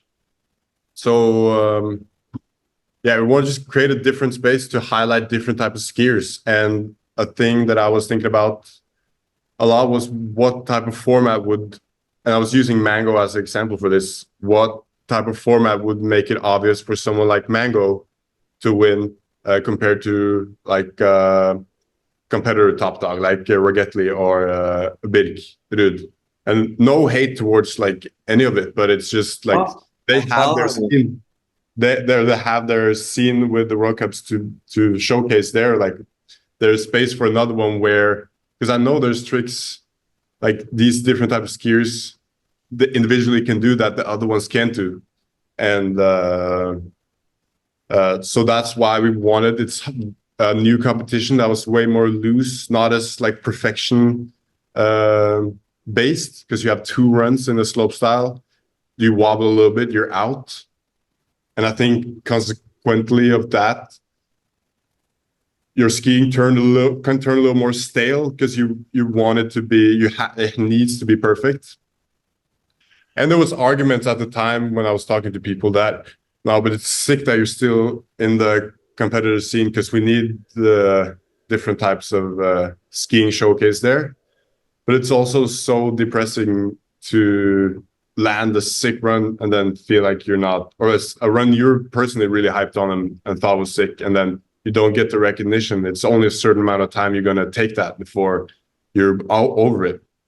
And I know there's a bunch of people that have been feeling that way. And that was, and we're very inspired by Kimbo Session. First time I came to Kimbo Session, it was so sick. It was like a new type of skiing where we just get shots all day because there's filmers there, sickest park, no pressure. So how was a Kimbo Session winner pick? Is it just you guys at the end like put it in a vote and you say he was the best this week? That's it. That's all. Okay. Yeah. Because I'm gonna just bridge you, because the dopest thing I've seen after I watched all the Jib League stuff, I'm like, man, your B&E Invitational. So you took this invitational idea of pros are available in there, but then you made it like mixed with like a US Open vibe, Laxo Europe Open, where people can show up and be like, well, I know my clout, like I can compete on repetitiveness. You know what I mean? Because that's what it was when said and done. It was your overall impression by your peers. Yeah. And that's how I just viewed it. I was like, wow, this is the illest shit. And it could travel more because it's almost like the only people that can tour are the pros that keep showing up for the overall winner. But then I was like, man, but the traveling pros are the entertainers. They're the lifeline. They're the guys that can sell products. You know, like imagine if all your pros had a company and then they were selling merch to all the fucking 120 kids that sign up. So now all of a sudden the guys that you're trying to get to go to all these locations of the world, you don't have to worry about paying them because they're getting paid themselves for a brand they own. And so that's what I saw. I was like, fuck, man, like, because it's genius. But I was just, my only thing when I watched it over and over on researching, I was like, man, the guy that showed up at that location that fucking killed it necessarily can't go to the next 2 locations. And but at the same time, it doesn't fucking matter. Maybe like the overall, like there's some special like some memory award or something where you're like, who's that one guy the 8 pros got to see all around the world, and then invite him to be a pro the next year. Yeah. Or something, because it's like, man, you're this close for the formula, because we focus so much on the invitationals and like giving opportunity to the super pros for so long, for like 15 years, where what you're doing is you're not just doing an open event, but you're making sure the guys with clout are beside the kids that are coming up trying to judge themselves. And the dopest part is if these guys had brands, then they'd say, wow, I don't need to only beat them, but I have to create a company as well. He's got Capiche, he's got Planks, he's got this. So you're really preaching awesome shit to the people that partake in your shit. Yeah, and Woodsy was just came up or talking to me about the other day. Like, imagine how sick it would be if Jib League became like an expo for all core like rider-owned businesses that you want to get there just to be and have a stand, because you know the kids will be there. And I think that so many kids being there and wanting to try and qualify and having the pros there, that's a big value. Like, yeah, that's one of the sickest things about it. And you don't have to climb this ladder that's set in front of you. You just have to show up this day. Yeah, the Vishnu ski guy, right? I think it was on your show, Ethan. Like, he's like, yo, we're fucking showing up at Jib League and shit. We're going to bum rush that shit. And he's all for it. I was like, you know what? Why wouldn't you? If you have someone like Ferdi giving a platform, why wouldn't you show up to that platform and try to dominate it? Like, be the coolest crew or the winningest crew or the one guy that dominates, the other guy's the party. Like, it's such like the only guy that understood the platform for his opportunity for his team. You know? Yeah. Shout out Emmett. He's sick. The Vishnu guy. Yeah. And the Vishnu, like, and Wyatt and Brolf and Andrew Egan, they all showed up and killed it. So yeah, that was super sick. So you got this concept, and so I'm curious, like, because you had to be on. Here's where I think you're genius: is the marrying the invitational with a small group of guys that are like-minded with the open idea, for our kids to be able to show up and then like be able to share experiences where they're totally equal. Like, that was why it was so awesome at the US Open or the European Open, is, you know, not only are you their equal because they're competing if you make it past qualifiers, but you potentially can be doper than them. Mm-hmm. And you can be like, well, I'm doper than him, man. He gets paid, I should get paid. And then you get a chip on your shoulder, and then you get confidence, start a company, whatever. So, I don't know, it's super fun. But was that a big thing for you to make sure random kids could sign up? Or like...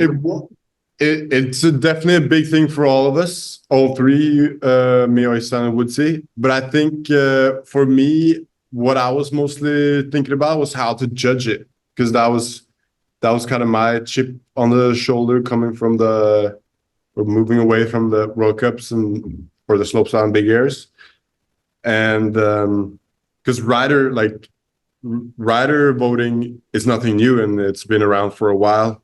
But I think what's really special at Jib League is that we all ski shred for this amount of time and you get as many shots as possible. And the jams really turn up to be competitive in a way, but they're all like, it's so much less pressure, because if you fuck up, it won't be shown in the video. It's not like you messed up your whole first run. And then towards the end, and then at night, we all see a rough cut of it, so you remind it, because you're so in your head during the jam, so you can't really have even in qualifying round, before you qualify to go ski against the pros, you judge this way as well? No.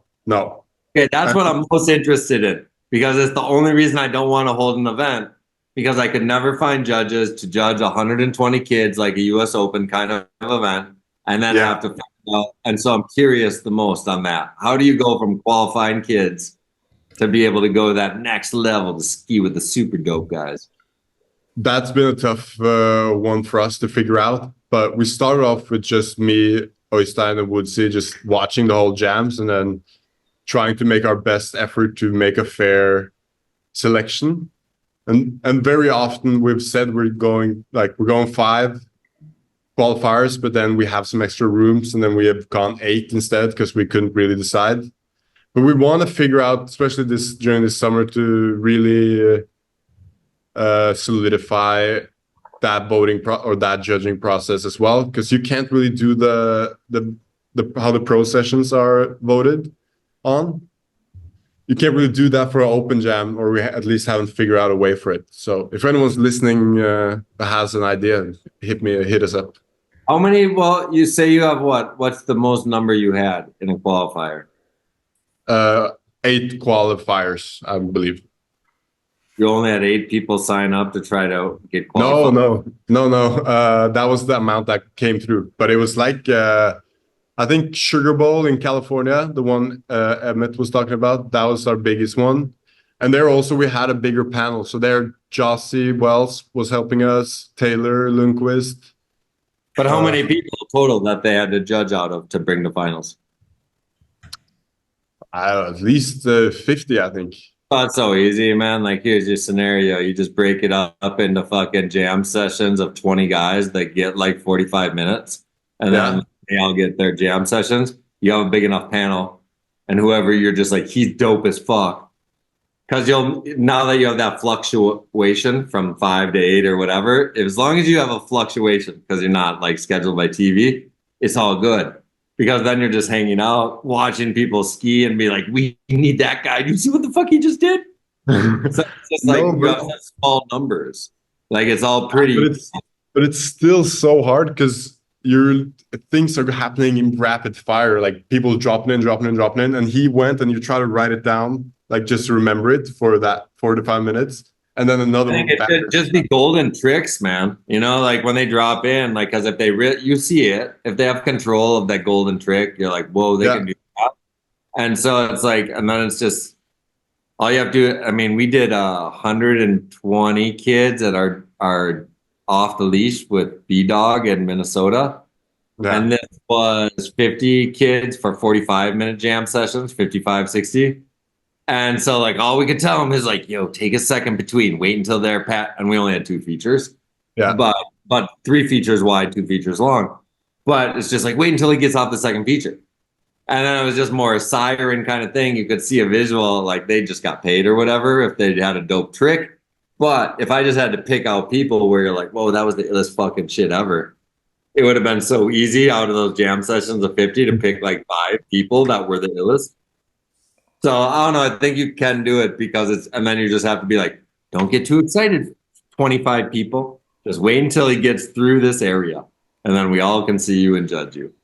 Yeah, and I feel like that's kind of like we've said the criterias.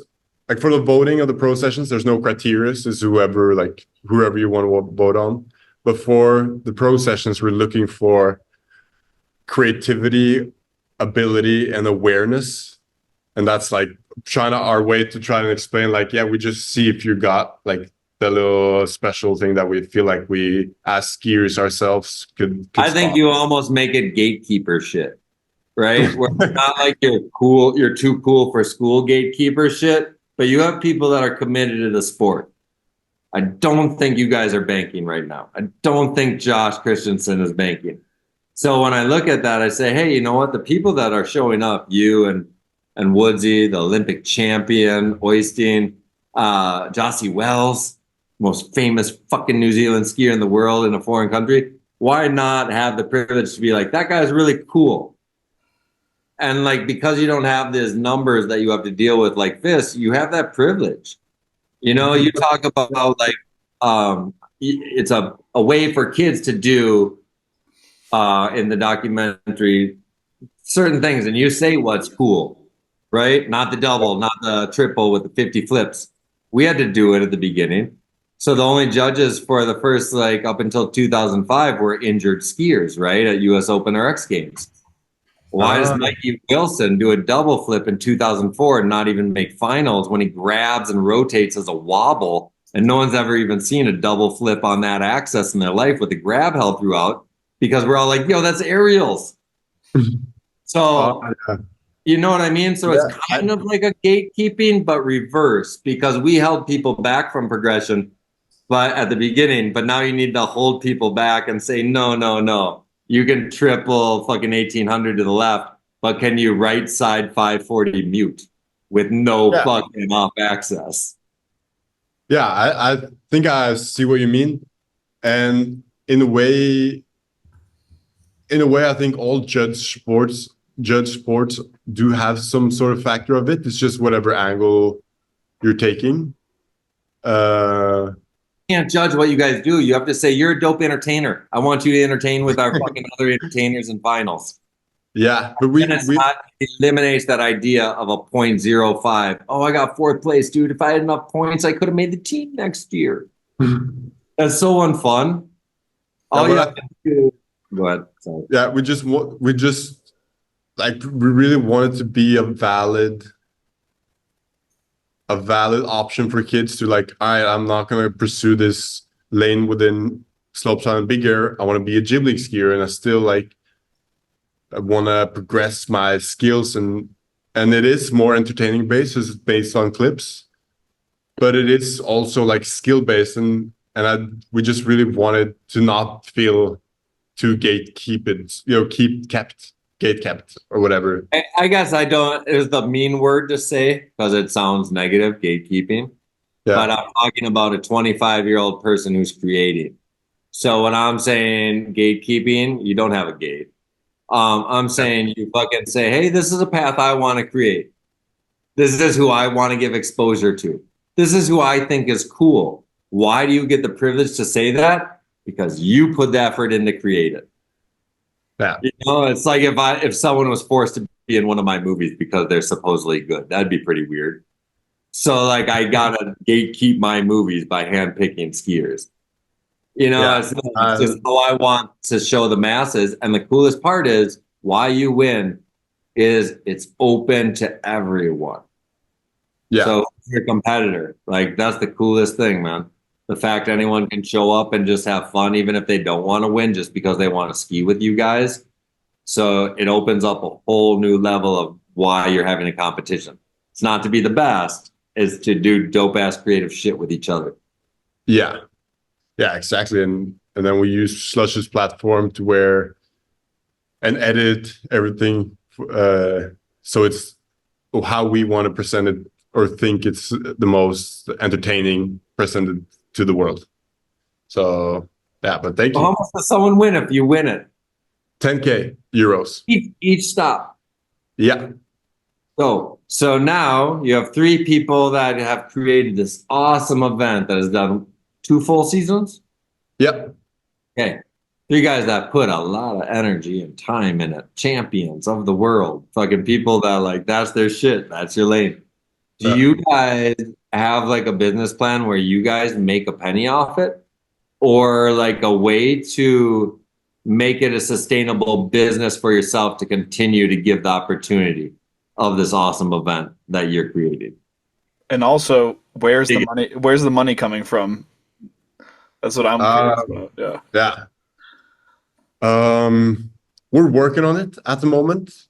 I think like we really see it going the distance to where we can like host Jib League and that could be a reliable source of income as a host as well. But it's definitely been a lot of like charity work for us where Woods is putting in so many hours and time to organize it. He's done most of the organizing and talking to sponsors without getting anything out of it right now.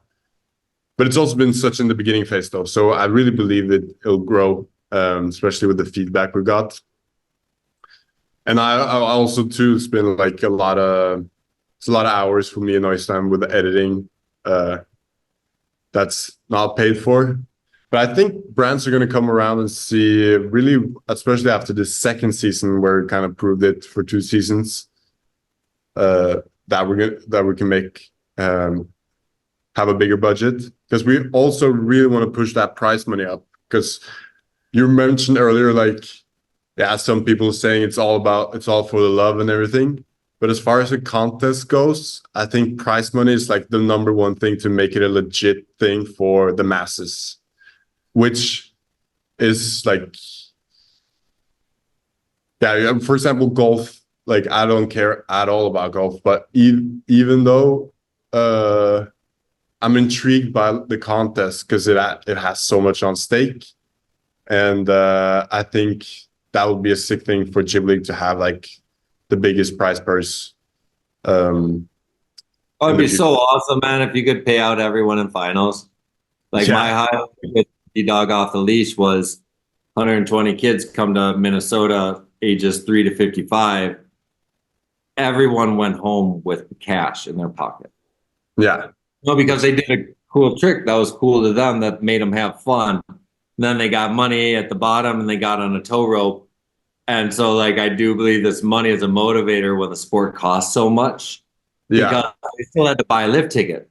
So even though that event only cost $10 to enter, you know, they for sure, when I'm handing out 20s, 50s, 100s, they made their money back, even 3-year-olds or 55-year-olds. But what I love, like, I don't know, I just like how you access it because there's very few things that say, hey, young kids, this can be a career. You know, and by giving some money or something, it gives an idea like, no way, this money come from somewhere. I could make it somehow. It came from a sponsor. It came from the mountain. It came from the skier. He must have a bunch. They must have whatever. So it makes people start to think there's actually something involved more than that medal that we grew up on chasing for the Olympics, you know, or racing or whatever. You're like, oh man, the medal is why I chase it. You're like, no, I want to do this forever. Yeah. And do it. I can also see it helping kids, like proving to their parents that like this is a valuable path I'm going to choose because they have this contest with this money, and then the parents will hopefully support them more with it, because that I can see is a big problem, and definitely a problem like the pioneers of the sport has encountered before. But Ethan, the only way a good return on a parent's investment is if the child wins a gold. You know, if we talk like in business, ROI, return on investment, like when you business plan for Capiche, if you're looking at your kid and you're putting in your business investment of $30,000 a year for your kid to run around from 15, 16, 17, 18, what's your return on your investment? Oh, my kid has no education and he could get brain damage. Is that worth you? Fuck that. Like, okay, I just dropped 150G on him in the last 5 years to participate in the sport. Like, do I want my kid to go do it? So I do think those little incentives where a kid can live on his own, because that's the only important part where parents like, wow, you could pay rent. Yeah. No, we can, you know, it's not about getting $1 billion and being famous. It's just about opportunity. Oh, the guy who runs it has a clothing company too? Wow, the sport's not just for me to take a holiday to Verbier. Yeah. I don't know, and that's the things that I see that you're overcoming really awesome to make it accessible for. Yeah, even with Capeesh, how you do it, like more limited than Harlow Apparel, and we can get back to that. Like I see it like from Bellinger saying like it sells out in 6 hours in D-Structure. And you're like, okay, well, we just made what we're able to. We make sure it gets sold out, and I'm not trying to scale up so big where it's not fun anymore. It's a business zeros, and I got to make a shitload. Do it yourself. Yeah, and that's that was big. Like, and that's the beauty of today's technology and market. Like any kid could get in touch with a manufacturer through someplace like Alibaba, and then like at least for just starting, even though maybe it's not the best, or you can find probably better manufacturers like once you started. But the money for Jib League comes from like our main sponsors been Monster, Marker, and Fortune Flavors, which is a CBD company from England, and Phantom Boots. I think Jib League is the most interesting too. If you were to go after like the best sponsor that relates to what you have created, who do you think is the best? Like, if you're like, wow, man, everyone who's involved in this event, like, consume.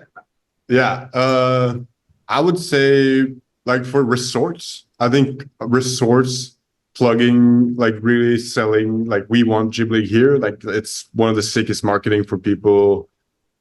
Or It's guaranteed ticket sales. It's guaranteed food and beverage sales. So like that's where you guys win a lot.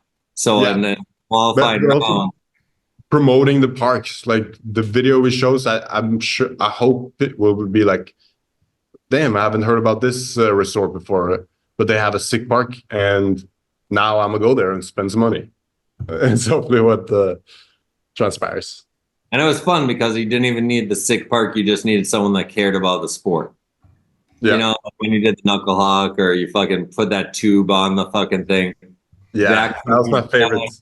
That can be done at Highland Hills in Minnesota. You know, so when I see these different elements of like, wow, here's an element you didn't think you signed up for in the competition today. Yeah, Oh no Yeah. way, you was fuck on that? Nice. I don't know, like this is how I saw that like no one can touch what you guys do. How did you guys end up at Snowball? Because looking at other, similar kind of multi-tour stops, like you look at Level 1, they went to every resort that anyone can name off the top of their head. But you guys go a place that I hadn't even heard of until you guys brought an event there. So obviously it's great marketing for the resort, but how did you end up there? yeah. There was a contact that Woodsy knows from New Zealand that used to work at Cadrona, Bridget. She was our initial contact, and then like Sugar Bowl is one of the only independent ski resorts in the US, I believe, or like like at least not bought up by any other like Vail or Powder Corp. So it really fit with Jib League, but yeah, it was all like pretty random contacts because I hadn't heard about it either. But I was super stoked to go there. Mm-hmm.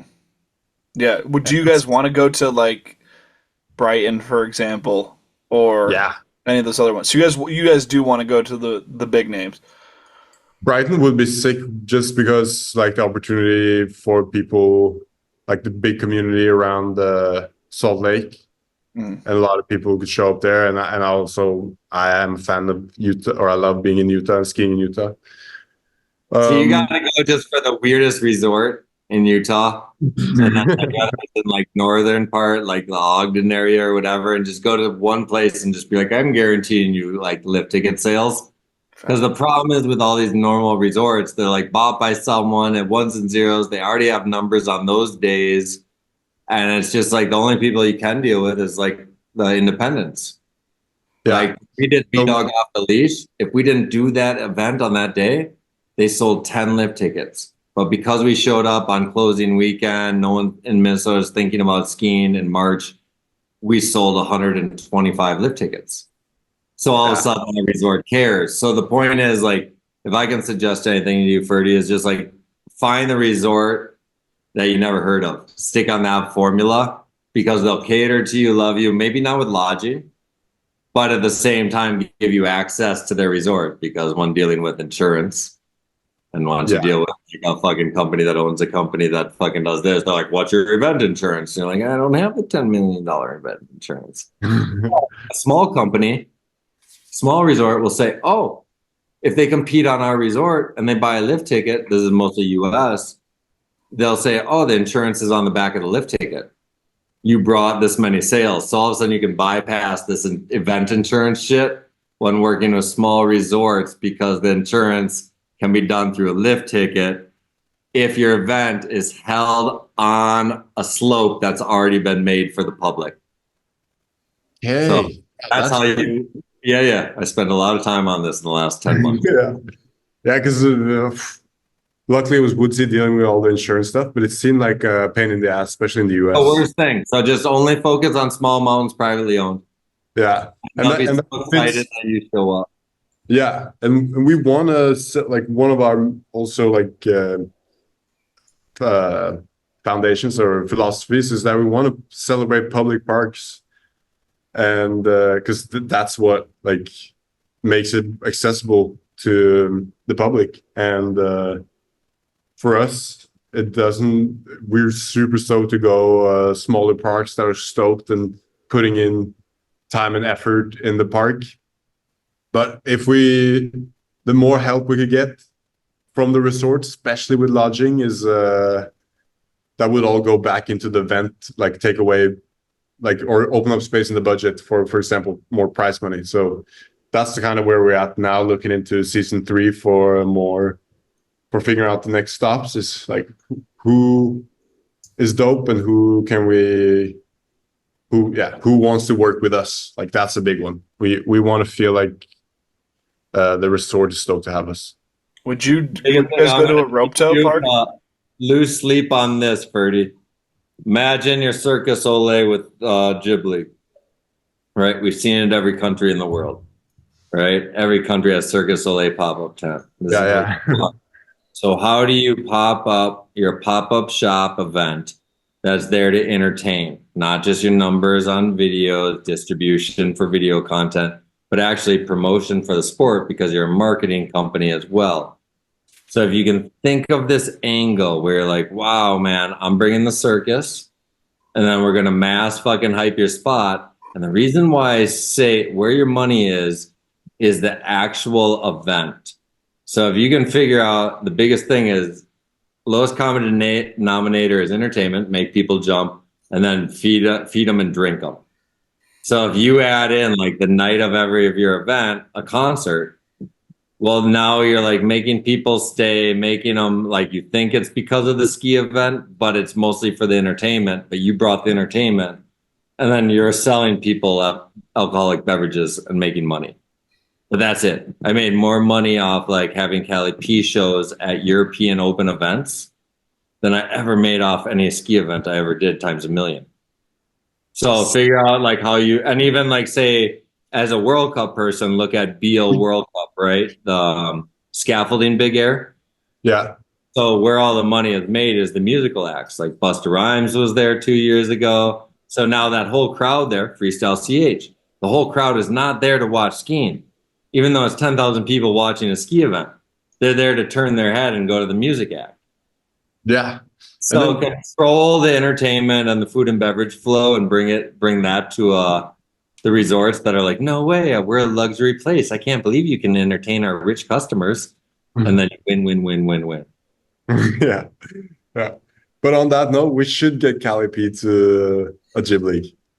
Why not? In Switzerland, man, you do one in Zurich. You have so many small resorts. Talk to fucking Alex Hall. Be like, yo, what's that small hill that you fucking skied that had one T-bar right outside of Zurich? Do you think we could do a Jib League there? Let's go back. Oh, no way. Cali's in Zurich. And then all of a sudden it's a welcome home Alex Hall Jib League event. And it's a shit on the smallest hill in all of Switzerland. That's perfect. Paid for. Yeah.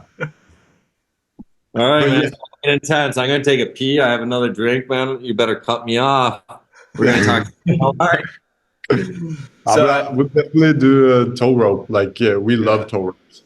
Yeah. So you don't. So, because I'm trying to imagine what I've seen from, like, because at a tow rope, you obviously couldn't do a big jump. So you don't think that would be a deal breaker for you guys, right? You couldn't do, but you could do a big jump depending on how long the tow rope is, but not like the jump sessions we've had. It's been mostly in Norrköping, and that jump is not like crazy big. It's like a public park jump. So yeah, because there's a really sick resort, and my buddies living in Tahoe are gonna love this. King Vale in Lake Tahoe is so sick, dude. And it would be a good spot for it. Lodging would suck, but in terms of like the people that are down for something like that, that would be a really sick spot. Yeah, there was a couple of the guys went there, I think, during Sugar Bowl, and I got a bunch of tips of going there. So heard a lot of good things. Didn't have the time though, but yeah. How many stops are you guys thinking for the next season? We'll see. We haven't decided yet, but definitely not more, because we're pretty filled capacity resources wise, capacity wise. I think 3 or 2 even. So you guys thinking still like 2 Europe, 1 US? Nothing is decided. Definitely at least 1 in each. Okay, is where I'm at. Yeah, dude. Yeah, So it was exciting. sick. It was really sick. Shout out to everyone who came out to Sugar Bowl because it was nice to see a lot of people being stoked coming out to Open Jam during our first time in North America. Mm-hmm. Canada What's too. the biggest difference between like the open crowd in Europe and the open crowd in the like North America? Like, it has to be a difference between the kids. Like how Yeah. is, whether what is it? I'm not gonna say like it's for the whole like country or whatever. Like it might have been just that group of kids, but it was definitely a lot of more party vibes in Sugar Bowl than, for example, Myrkdal, Norway. It all has Norway charm. youth ever really party? Huh? Does Norway youth ever really party? Heavy. Have you heard about the Russebus? The graduation? I don't know. I just never went there because beer was so expensive. Tell us about these graduation parties, Ferdi. Yeah, I read about that. Something you guys sounded awesome. Like you build up buses and get all wasted and drive around until you get arrested. Exactly. It's like 3 years of high school. You get together a big group and you pimp these buses out. These old buses that are now considered veteran. So even though they're old and shitty, they go for way more because you want the like side, like looking like the lounge seats, not the cubicles. And then just crazy sound systems. Everyone has a theme. Everyone makes a song. So here's some real entrepreneurs that like creates all the merch for the things because everyone buys merch. And then for a week straight before your final exams, there's like a full party every day. You like get picked up around midnight, go all night, like go all hungover to school. And there's variations of this obviously and throughout Norway, but around the big cities, like that's was at least the reality when I was a kid. Why do you think the ski kids don't party in Europe as much as actually how many? It's not that big of kids, right? Like how many? Most kids were over 18. Like as far as the USA one went. Yeah, I think just the USA one. There was more like a couple big crews coming to like, all right, we're planning this out. We're going full squad in. Which is way different from if you're like 2 guys or 3 guys coming like, all right, I'm just gonna get into the competition, like ski my best, and then the other guys had places to stay the whole week as well, which was sick because that meant even if you didn't qualify, you still hung around and we chilled that night, and they came like saw the editing process and stuff. So chef crew from Canada, Vancouver.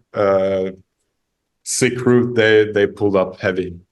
I saw Kobe James West was there. I watched his podcast or listened to it. Yeah. Yeah. Kobe pulled up. You guys give lodging to the people that make it through to the finals? Like, so say someone drives in, camps in their car. If they make it through, they get to sleep in the hotel that night? Yeah, lodging and food for the whole week. For the whole week? Yeah, if you how long is qualifiers? Qualifiers 1 day, and then your event is a week long. Nah, it's been from 3 to 5 days because it's 3 sessions, and then sometimes we've had 1 weather day or even 2, but mostly it's pretty like boom boom boom. In Sugar Bowl, it was. Yeah, we started, Open Jam was Sunday, and then it was all finished on Wednesday. So a week was maybe, it's more 3 to 4 days. I got to ask you about this because when I interviewed, this is the second interview, then bringing up another interview. When I interviewed Pete Arneson, we were talking about this, and a lot of people have been talking about this, that like a way to generate interest in skiing is to have people really care about the storylines. And Jib League is perfect for this because you got the built-in underdog story. So do you guys have any plans to document more of like the this kid drives across the country to go compete at Jib League, and then like, are you guys like planning to do more documentary style coverage of the event, or what does your coverage look like going forward? Yeah, sick that you bring that up, because I think that's a huge thing too. Like, it could be as impressive as, or like, it can be the most impressive athletic skill in the world, but if you still, there's no drama, or like no, you get to know the person at all, it's a little bit less interesting. And for the documentary we did for the first season of Jib League, we worked with a Danish production studio and a good homie of mine called Matthias Skorup. And we are currently talking to him to see if we can figure something out, but nothing set in stone. But I think that's dope. I think because it's very action packed and very by skiers for skiers. I think the broadcast is like made like an edit. We used a bunch of old ski movie songs to like kind of as a tribute. So it's cool to show that side of it. Like you said, like a kid, if he drives all the way over, like follow some characters. I think that would be sick to manage or to do. But Yeah. we'll see. Because we're just talking about business ideas. I think that's the angle that's how you get like my mom and dad to care about an event that they don't care about otherwise, because you got to have that human element where people are like, yeah, this guy's cool. Why should I give a shit about him? He's just another skier. But if you know like his story, he's sleeping in his car, blah, blah, blah, then that really gets people like, damn, I want to see this kid win, Yeah, because that's not normal people. Like, the tricks you guys do is already not normal and unrelatable. But sleeping in the car is a depression feel for a normal human being, because that means that person is homeless. But then you understand in the back of your head that person consciously made a choice to sleep in their car so they could do a luxury sport. It blows people's mind. It does. Yeah. That's like the stuff that normal people dream of, dude. Yeah, it's freezing out there. They could die. Yeah, man. Yeah, that's what we want. Rags to riches story. If like find an unknown kid and comes through, that would be the goal. Like, if someone can qualify from the Open Jam and then move through, get invited back, and then become a Jib League champion, and then you write burn your name in. I don't know if you guys saw that on the last. Like, if someone that would be a epic story. Yeah, good businesses. So the other angle that you're talking about is doing like you guys want to turn into like an expo with like all these different businesses. Were people? I mean, you could talk about it more. It seems like you're just shaking your head, but it seems like were entrepreneurs going to Jib League and being like, "Hey, this event's already going on. I got this company." Like, have you already seen that happen? Because that's an easy way to make a buck right there, dude. The reason why I shake my head was just like that was like just mentioning. So okay, yeah. I'm not sure how like when that will happen, but yeah, I think that's a great idea. And having places like Kimbo is insane networking opportunities, and especially like we mentioned earlier, to get everything under one umbrella and kind of. I was just listening to your guys' podcast before this, and when you say like the skiers kind of control the narrative of what's cool because it's all rider owned and it's all like in the same ecosystem, I think Jib League could be sick for that. A meeting spot to where you want to be as a brand and you want to show up, and it would cost like we are stoked to have rider-owned brands at Jib League, even though like whatever you afford, like maybe it's like, yeah, we're stoked to make that happen. So if you are a rider-owned brand, hit us up, because I think it's a great place to like we can just create and expand the industry and culture. Mm-hmm. Yeah, because you're already starting to build it, right? Like, I watch how you go into the slush umbrella. And so I'm like, holy fuck, man, I know how much Jots has probably put into this shit. Like, it's crazy. I hope we get to talk to him one day. But the number I would make up in my head that he's committed to his passion is probably a number that's unfathomable. But I already experienced it with kids that made movies. You know, I know Eric Pollard put in fucking $120,000 to buying some red cameras and making movies. I know the Phils put in $200,000 into making Playhouse film. You know, Tanner put in hundreds of thousands to make his movies. So I get that's why I back you guys so much, because I know what's really put in financially and time wise. But I see that umbrella, like you're going under slush. And then I'm just like, and even then it's like, man, like imagine if every rider owned company ran a full page ad in browsers. Yeah. Yeah, they're not stressing how to run the next issue.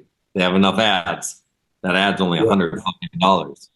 Now, imagine like all the rider-owned companies can work with you in slush, and it's like it's such minimum investments. Is my point? If anyone's listening, because like you're going to get it back.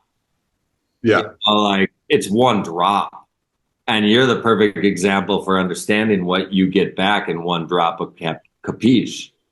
Right? So you have a tangent. You're like, oh, okay, well, Capiche, even if everything, my hustles, my skiing, my work ethic, my events, like Capiche is there. So yeah, you know, I see it as like you build all these things and it does it. So that was my hype. If anyone's listening, who's stoked on Ferdi or stoked on Jib League, like involve yourself, because it doesn't have to be a lot, and show up. Because honestly, like you show up, you're like, all right, here's 1,000 to Ferdi, this whole crew. And then you merchandise and show up at that event. It's like sampling is the word they use it, getting your product out there, but then making your money back. And then all of a sudden, everyone, because how many sponsors, like, man, like your activation, like we let what be in the invitational was so out of hand, the numbers we had to deal with. And like, you don't have to deal with those numbers that size. You know, like you can downsize it and make sure everyone can succeed, because we're talking about moving 200 pairs of pants on a fucking drop on an online store, not being a company that has to move 80,000 units of pants to get $5,000 sponsorship. but yeah, because I can imagine B&E when when you guys did the crazy bowl park in France, was it? Yep. Was that all like you guys had to pay for the building and everything around there? Like, I mean, you still have to make relationships, get a sponsorship from the company that builds it, and then you get discounts, and then you have like the resort sponsor with discounts, and then it's like lodging, but then you need other sponsors to pay. Like, point being is, this is why I think what's awesome is what you do, because we were so focused on giving shine to who we thought like already had shine, already had this, and it was awesome. It's what we wanted to do, because we thought there were certain styles. Some of them didn't make money, you know, that we invited as far as legends, icons, but it's not really the formula, because the kids are the formula. The youth is like tomorrow. So, and now that's what I look at this go around with all events. It's like, how do you make sure, like, just like when we did the Inspired demo tour, how do you make sure a kid like Alex Axel, like that showed up at the demo tour in Maine, is now creating 10 years later dope ass shit? Yeah. And have a livelihood at it. So if you can create that with Jib League, where you're like, wow, create your own lane, because you know there's 50 more lanes than winning Jib League.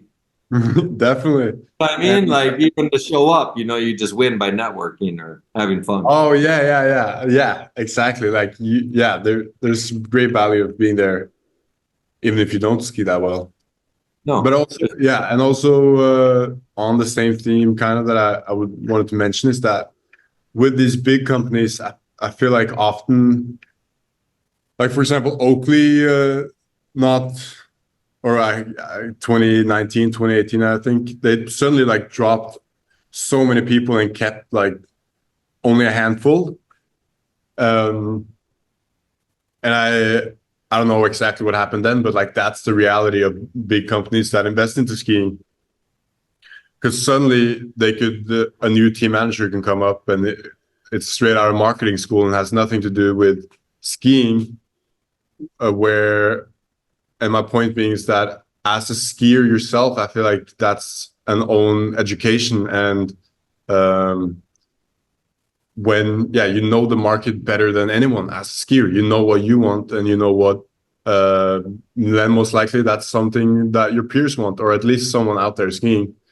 So that was kind of like a motivation thing for me, is that like I said, I feel like we could market it better than someone who's only doing Instagram ads or like specialized in that in some other industry. Iberg, I have a question for you, because I've been sitting here thinking about something. Because you always talk about like the next generation or the next revolution of skiing, you know? And from my perception, it seems like we're in a kind of DIY renaissance right now, where it's like anyone can make anything. But the more we talk to the old heads, it's like it's always been people paving their own path. So do you think that it's like more DIY than it's ever been, or is it kind of always been? Okay. Because you can. There's no way it was accessible like this in the past. Yeah.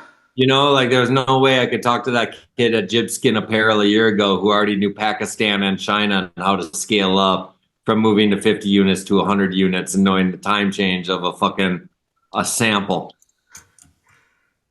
This is 2-year processes by old companies. Yeah. You know, like, and I mean any old company, like, oh, what's the popular color supposed to be in 2 years according to the $1 billion book that we bought? Okay, that's why every company had the same colors. You know, because they're all designing 2 years out, and they like have these trend books and these trend ideas. And so now, since it's DIY, and also the idea is like we're borderline disposable fashion. So like you can do something in luxury wear like ourselves, where you can do it and get rid of it, but at the same time, it's still expensive. But at the same, you know what I mean? But who Capiche is competing against, like a pair of pants or a jacket, some of his competitors are $3,000 for one of those garments. So he's very low end, even though we think it's high end. We're like, man, I just want our consumer to buy the 150 pant instead of charging 300. That's a personal preference, because we want people to be involved in the sport. But when said and done, the real consumer can afford the $500 pair of pants. Like the same person that loves you. And that's what makes the whole industry go around. So yeah, it's 100% never been accessible to be DIY in a luxury. It's like if you could all of a sudden make a watch company. Yeah. You know, like we're almost there. There's 3D printers. It was a big deal for Swiss people to be able to go teet, teet, teet, teet on those little things. But all that shit minutely is being changed. And that's why like it's so important that youth do it, because there's already a smarter kid that's 14 than Ferdi. We just haven't met him yet. Yeah, he's plotting. Yeah, and he's actually doing. Yeah. Before, kids had to dream. Now kids can dream and then just do this and then execute. So I got just to hit the ball back at you. So what's the difference between a kid now? Then we'll go into Europe. A kid now that wants to make movies versus a young Eric Iberg, because you weren't. Does a kid now, Ferdi? Does a kid now want to make a ski movie? Like, are you guys thinking movies? And if you do think movie, what's the length of it? What's the purpose of it? Why do you do it? Like, do kids make? Do you want to make movies anymore? Do people make movies? Yes, I want to make movie, and we started this February on a 2-year Capiche movie. And I want it to be as far as we, or as good as we can, or like I want every athlete to have, every skier to have individual part. And yeah, I just want it to be like a vibe of the old movies, because I'm definitely noticing like attention span issues or stuff with myself even. And I don't always want to watch a ski movie, but I always am gonna want to watch one at some point, and I wanted to have it there, and I want people to have individual segments mixed together under this one movie. And not sure how it will be with skits and stuff, but like I said, I love. Why would you make one though now? Is it so when I would make one, it would be like, okay, it's for a fall release route, you know, and like industry would have it done because that's when ski stuff comes out, right? Yeah. So we had a formula. Like, all right, movies are coming out this exact time of year, September. You know, stuff's in the shop, you're marketing, there's film festivals, you can make a tour. But like when you make a movie, like other than just uploading it on YouTube, do like you have a purpose nowadays? Is it, like, because mine wasn't film festivals, but it was to like, I don't know, make sure people saw it. Mine was to buy it, right? Like people buy VHS and DVDs. Yeah. So, and then also have screenings all over. But like, why would you make a movie now other than a long format edit? True. And I guess maybe those, like between the long edits and like when is it not an edit and when is it a movie? But for us, like we don't put any money towards ads or Instagram ads. So all the promotion or the marketing is through videos, and it has been edits. But I want to kind of, just as a video maker too, I want to like take it to a next level and have more of a serious, not serious, but a longer project with. And I just love the format of group being together and then individual parts. Yeah. A montage can be sick too, but I feel like that's better for an edit or like a tip or like a team trip video. I think like, and for the athlete too, to really feel fulfilled as a skier, like so many years, it was a battle for me to just be able to put all my shots in one video for that year. Cause like I need to do that here and then, yeah, it just never really lined up. So No, I think for me, like as a fan of skiing, I like, and I'd always ask, like even with Henrik, I'm like, so when you make team movies, like, do you guys ever want to make individual segments? And he's like, I haven't really thought about it. And I'm like, yeah, but my head hurts. Why is everyone like mixing with each other over the last like 5 to 8 years? And my outside opinion thought is it makes people judge you less. Because if you have an individual segment, man, you're really like, his segment sucked. Or, oh, he should have been last. Or he should have had opener. Or it's such a, you put it out there. So it's interesting because there's not a lot of judgment out that's negative now when you create. And so it's really fun when you can do it, right? Say 1242, the Oakley movie. yeah. Everyone knows Pep has the best segment of all time. It was such a big deal. Hugh Olsen had the closing segment. How the fuck does Hugh Olsen get the closing segment? Oh, Red Bull and Head and Oakley. Yeah. So the point being is it was passionate about the consumer of your thing to have a conversation. Why doesn't this guy have a closing? And then they impact with your movie. I only make movies when I like Dubski, the one you like. Mm-hmm. I did that because I was like, wow, everyone has an opinion.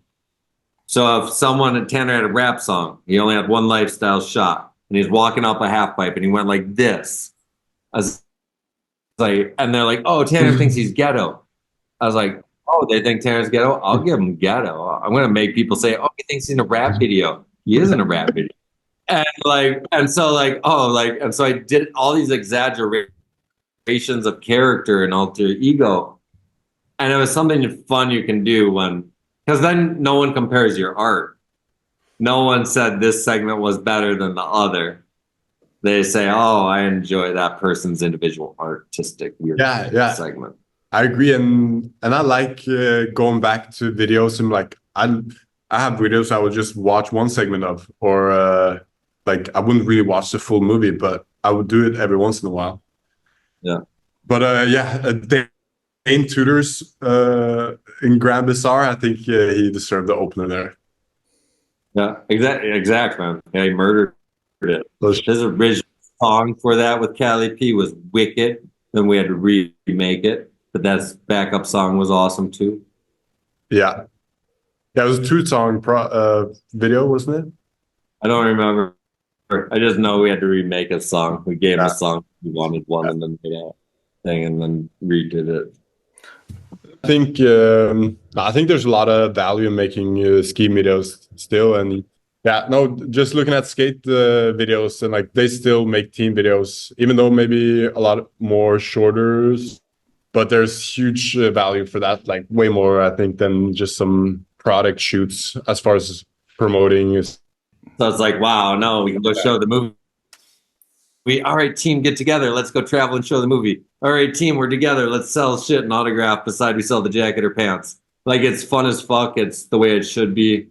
You know, like, it brings all those elements because, like, no one's promoting. I guess what I get bummed on is I see people put effort into stuff and then they don't promote. You know, like, we had to make, like, a box cover. An ad for magazines all around the world. We had to set up a movie tour. And so I'm not disrespecting anything I see now, but I'm like, yo, once you release it, what are you doing to tell people it exists? We had to like set up for a year previous to tell people that when it does release, that it exists. And then when it released, we had to like spend the next 3 months telling people it exists. And then we can move on. And so I guess I get bummed for the lack of effort when people launch shit or release stuff where it's like one post, here it is, here's a link. And then all of a sudden they're like, on to the next project. I'm like, did you put a year into that, bitch? Yeah. The dream would be to have a film tour and then mix it with like a pop-up shop and parties, events. Where's Capeesh the most popular?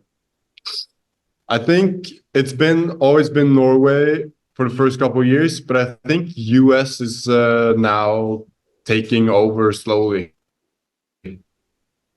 And we're working, like this year was our first year selling in the structure, which was sick, and we decided to let them sell online, which we usually haven't done with retail, just because it's way easier for Canadians to buy because taxes and import fees are so big from Europe to Canada.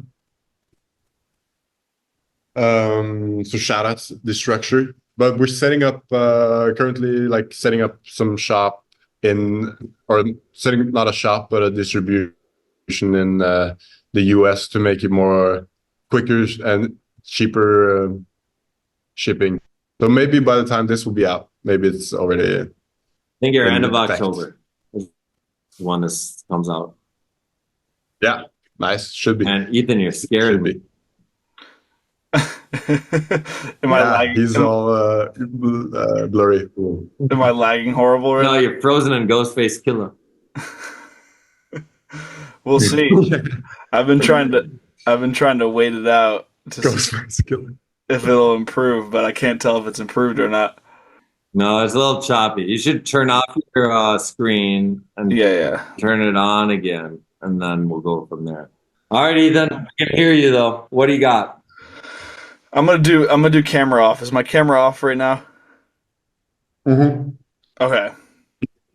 So, if my question can go through. So, Iberg, I want to ask you though. So, we're talking about the difference between the different generations and different generations' view of movies. But at the end of the day, you were just an Eric Iberg that nobody had ever heard from before. So, how is that different from? How is your generation different in that way than our generation now? I think it's just production value. If we look at movies, right? There was a standard MSP, TGR. So there's a higher barrier to entry, is what you're saying? Yeah, and I just think so. The movie idea now, there's not a platform. There's not like a magazine that's going to do a movie review of 20 pages of each movie. You know, so you don't have these same reasons of why you put out a movie. Everyone wants content daily. There's no reason to save content until August or September when everything goes on the market. But there could be, you know, like with browser and stuff like this. And that's where it's really important because because a magazine is a medium just like a movie. And it has a reason in the ski world because it has to tell people about the movies that exist. And then it has to maybe critique them if they want a fun film review guy. You know, like imagine a Nasty Naps got the fuck in there. You're like, oh man, he's built his way up through New Schoolers and Slush, and he's been in the game for 20 years. Like this kind of shit, man. You need a character to have an opinion. But right now we don't have any characters, platforms of artistic mediums that can put movies on a platform. There's no skier of the year. Where is it cool to be the skier of the year anymore? You know, like New Schoolers, I guess, has like all, I don't fucking know. I guess Down Days still does that competition where you vote online. Free Skier used to be kind of cool.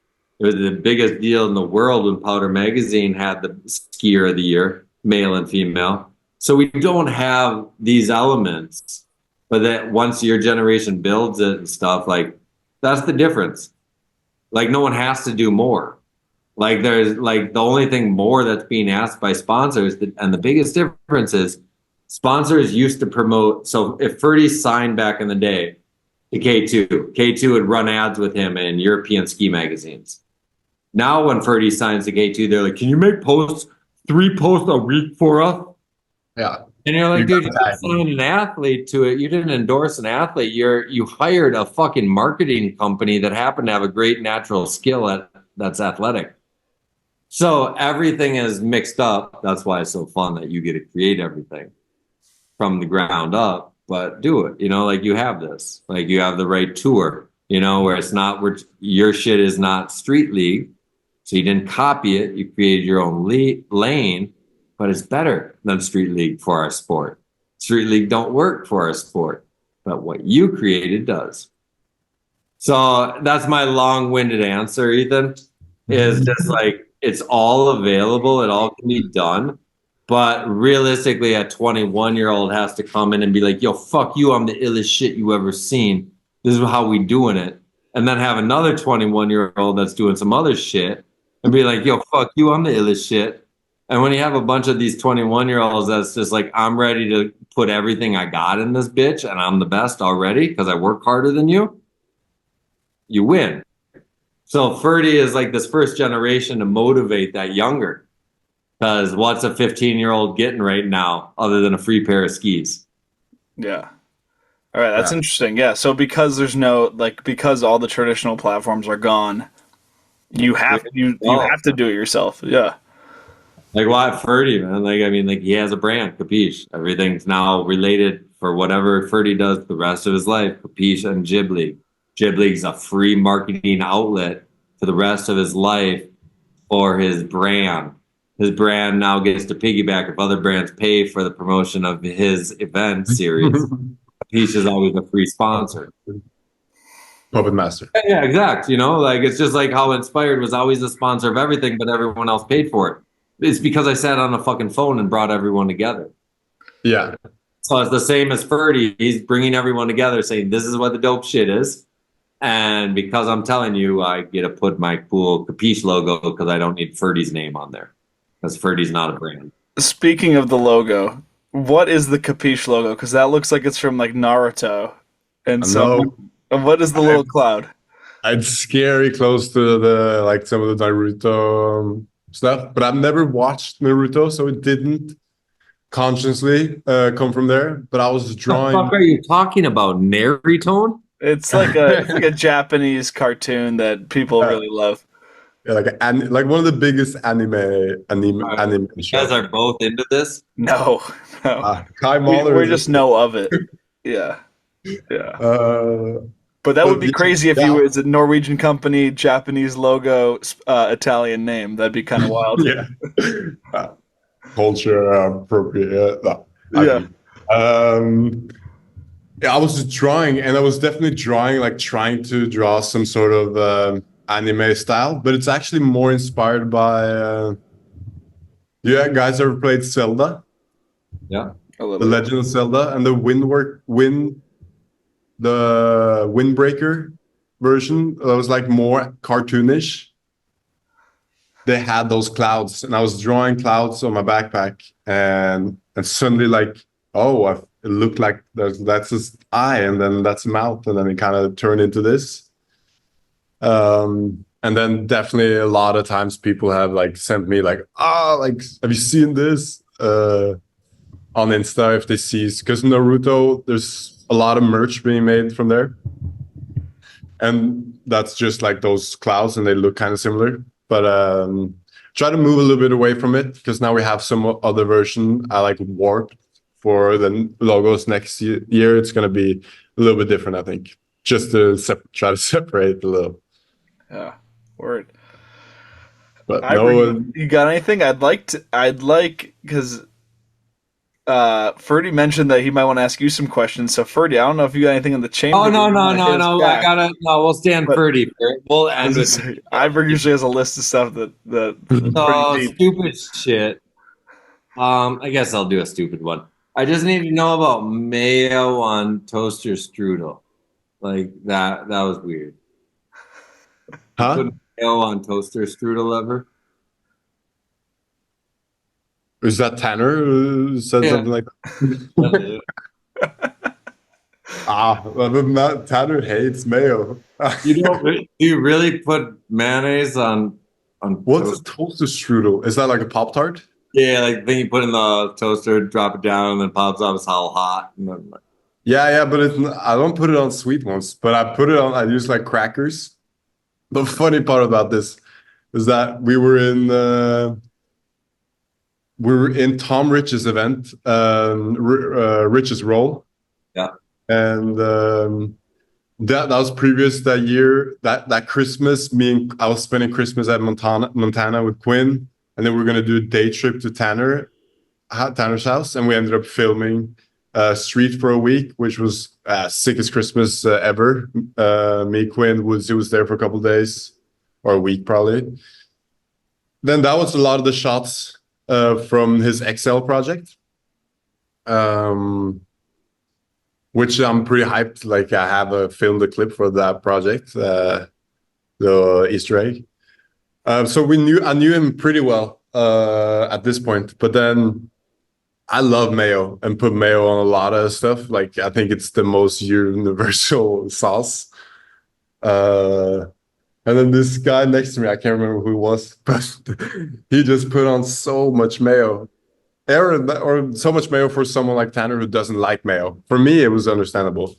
But then Tanner kind of just like asked him in front of everyone why I put on so much mayo, and it made me kind of hide a little bit my mayo, how much mayo I like, because he made it very clear he wasn't into it. it's I don't like the white stuff on shit that many. Oh, but not on toaster strudel. I think he must have confused that. It's possible. I know he mixes things up. But yeah, shout out to Tanner. That trip to Montana in his house, and we're on a street mission, was so fun. And listening to Tanner talk about his inspiration, like he was showing me 4 movies, the old snowboard movies, and I just felt the exact same way that I felt towards Dustbox movies, because I really love Dustbox movies. And yeah, it was sick to see like whole different generation, but like same or same core values or whatever you would call it. But I was sick to really love spending time with Tanner and hearing about everything. And he was all stoked, just so you know. He'd all call me. He's like, yo, Ferdi, the fucking shit. Oh, I don't even know Ferdi. He's like, you know that. And so, yeah, he's always been a man since you got to meet you on what you do and who you are as a person. That's super sick. Yeah. Big shout out, Tanner. I don't know. What else? What do you got, Ethan? Dude, I said it in the intro. I was super curious about Capeesh and Jib League. I'm feeling very satiated on that. I do have a question actually about that Slush movie that you guys did. Yeah. So that Slush movie you guys did, that was released individual segments. It was on YouTube, yes. Correct? It was not one long movie. It was just individual segments uploaded separately, correct?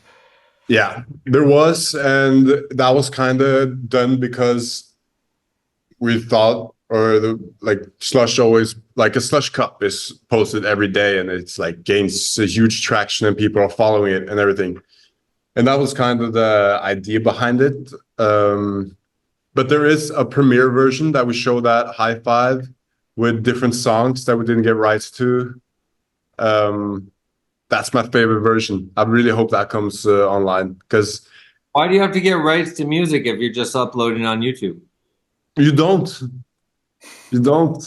And that's what I was keep telling Napes, but Napes upload. He made the like I think Super Known he was talking about for Tom Wallish. Yeah. And he had millions of views, and then like YouTube changed his guidelines a bunch, but now you don't have to get rights. Dude, like now, as long as you're not physically selling anything, and the only way you're going to get trouble like even if you made DVD right now and you sold it on your web, capiche.com, and you sold, you're not getting in trouble. You sold everything, even with a physical copy, until like maybe 30,000 units. And then your algorithm gets picked up. And then after that, they'll be like, oh, cease and desist. And you're like, direct to consumer. So if you're a direct to consumer and you're selling something physical, there's no repercussions, man. It's not like you have to call all the stores like in the past and be like, take my VHS off the shelf because I just got busted for music rights. Oh yeah. So you mean if you get in trouble, like you sell it, even as a digital download or like digital media? As I would see being the easiest. If you're selling direct to consumer and you get a cease to desist, you just the only way the easiest way. So the secret, like if you put on like DistroKid, whatever you use for podcast things, upload normal, just YouTube. Or just whatever, if you're collecting ad space, like money, past ads, right? Because YouTube figured it out. If you're selling on Apple Music, then you might get flagged. Yeah. Well, and even might. I'm saying you might, like you got to sell 30,000 units. Okay. So your smartest thing in this day and age, if you're selling anything digital, where it's just like, because you have to look at like your life as a GoFundMe.com. You know, like the stupid shit everyone's doing. You're like, yeah, do it myself. GoFundMe. So when you're looking at it, you're like, well, what can I give them? You know, like, well, the best thing you can give people is your content. And then how do you keep it cheap? Well, you just have to have your own video player, right? So even if you go to like the Wix.com, you upload your own video player. Once you have your own video player, you're not in the algorithm to be found that you've stolen any music. They can't put down the video player in what you own. You can throw all the pre-rolled ads that run on your video player. You control how many people come to your site. So what you figured out just with your clothing, how you only need to sell 50 pants, 100 pants, whatever. Figure out the same thing with your media. How do you only need to sell 50 or 100? Yeah. And then the whole idea is you have your own video player. You control your pre-roll ads. Then it's only whoever wants to pay you in a small niche market that has 100% guarantee. Because the ad you run before YouTube, how many people consume that product? Not many. The way I killed it with new schoolers was I knew if I was on a new schoolers only video player, 100% of the consumer bought goggles, gloves, skis. Oh yeah. You know, and so I killed it. I made more money being exclusive on new schoolers video player with inspired content than I could ever anywhere else. But now next step is you can do it all yourself. Start your own video player, control the pre-rolls, have people subscribe to your website or whatever. And then it's like a GoFundMe, but without using GoFundMe as a middleman. And then your 100 people, your 200 people that love you, they can afford $2.99 with a credit card that recharges them once a month. And then here's where you win. You have their credit card on file till it expires or they cancel the fucking subscription. Cancel subscriptions. Yeah. You know what I mean? So I'm saying business-wise, like it's not to take advantage, but your consumer, if they forget about a $1.99 per subscription per month, does not care. They already have Netflix. They already have fucking XYZ that's on subscription-based models and platforms. So you can still get the luxury market of what you're creating at the lowest common price and dominate. But so that's look at the media just like you look at your physical merchandise. Yeah. No, but what do you think about when you have like YouTube Plus or Instagram like exclusive content? Unneeded. Everyone who loves you loves you. That's what I'm learning about all you younger generation, right? The kid that sells Jib skin apparel. You know, Yeah. like I said, I want to do 50 pair of inspired pants. No young kid knows inspired. He goes, make 100. I go, what? Who the fuck are you? Like, I'm like, dude, my old people aren't going to buy baggy pants. And he's like, my young people will because it's a new colorway and I release limited amounts. I go, what? My brain was blown. So you don't need YouTube. You don't need Instagram. Just like Edjoy does not have an Instagram, one of your riders. Aaron. What if the only place you could experience Edjoy and Capiche was capiche.com and people had to subscribe somehow? Everyone's okay with that. They don't need to buy a jacket. They don't need to buy this. But the idea is we've been giving free content for 15 years. Yeah. 15 years ago, the DVD is done. No one's buying content. Here's everything for free. It's not a realistic platform. It's only a realistic platform for Instagram or Facebook to make money off the content we create to give it away for free. So we did it for fake numbers. So gather your 1,000 audience, 1,000 people that buy Capiche. Say, here's the dopest shit. If you want to watch it, love us. We're not trying to attract anyone else who doesn't love us. Yeah. And then you win. You make more money focusing on 1,000 consumers than trying to get 100,000. Yeah. I think there's definitely something smart to do there. But you guys have so much content is my point between slut because you're creating an umbrella of content. Of important content that creates conversation. You know how many people have a fucking whack ass comment about Noah and Noah illest motherfucker and fucking the dopest free skier in the whole fucking country that he comes from? But then people finally are saying like grab the land, whatever the fuck they say, but they're saying his name. He's a decade deep, but that's a platform that Slush has been able to give him. And I don't look at it as negative. He might have been sad when it came out. But when said and done, how many people are fucking saying Noah's name in the world of skiing because of Slush's platform? Yeah. And he's a champion. One as an individual, and in the long term, everyone will only remember the guy that like grabbed the land, whatever they said.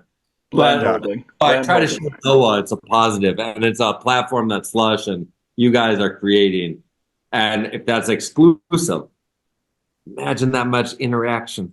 Comments on a website where the only place you could do those comments, those 1,000 comments of every game was on your network, ski network, whatever. Then all of a sudden it has 1 billion times more value to the ski companies. Because right now the ski companies don't think you have value in YouTube, but the car companies don't think you're big enough. Yeah, exactly. I'll use it. Because the fear is then like if you do choose to go like exclusive, you have to pay for it. Will it reach? But yeah, it's true what you're saying. People that love and care. Yeah. $1.99 a month for that much content that's put out is so wild, dude. Go look at the Slush channel. Yeah. And it's like if you can figure out your own player. I did my own player even with a Wix thing, and the way it's so cheap. It's like $200 a year. Just to have your own video player on a website to upload, and then all of a sudden you can control pre-roll ads. Oh, you can, and then you can be like, dude, we have no sponsors. Do you want to be the pre-roll on all our videos for only $5,000? They're what?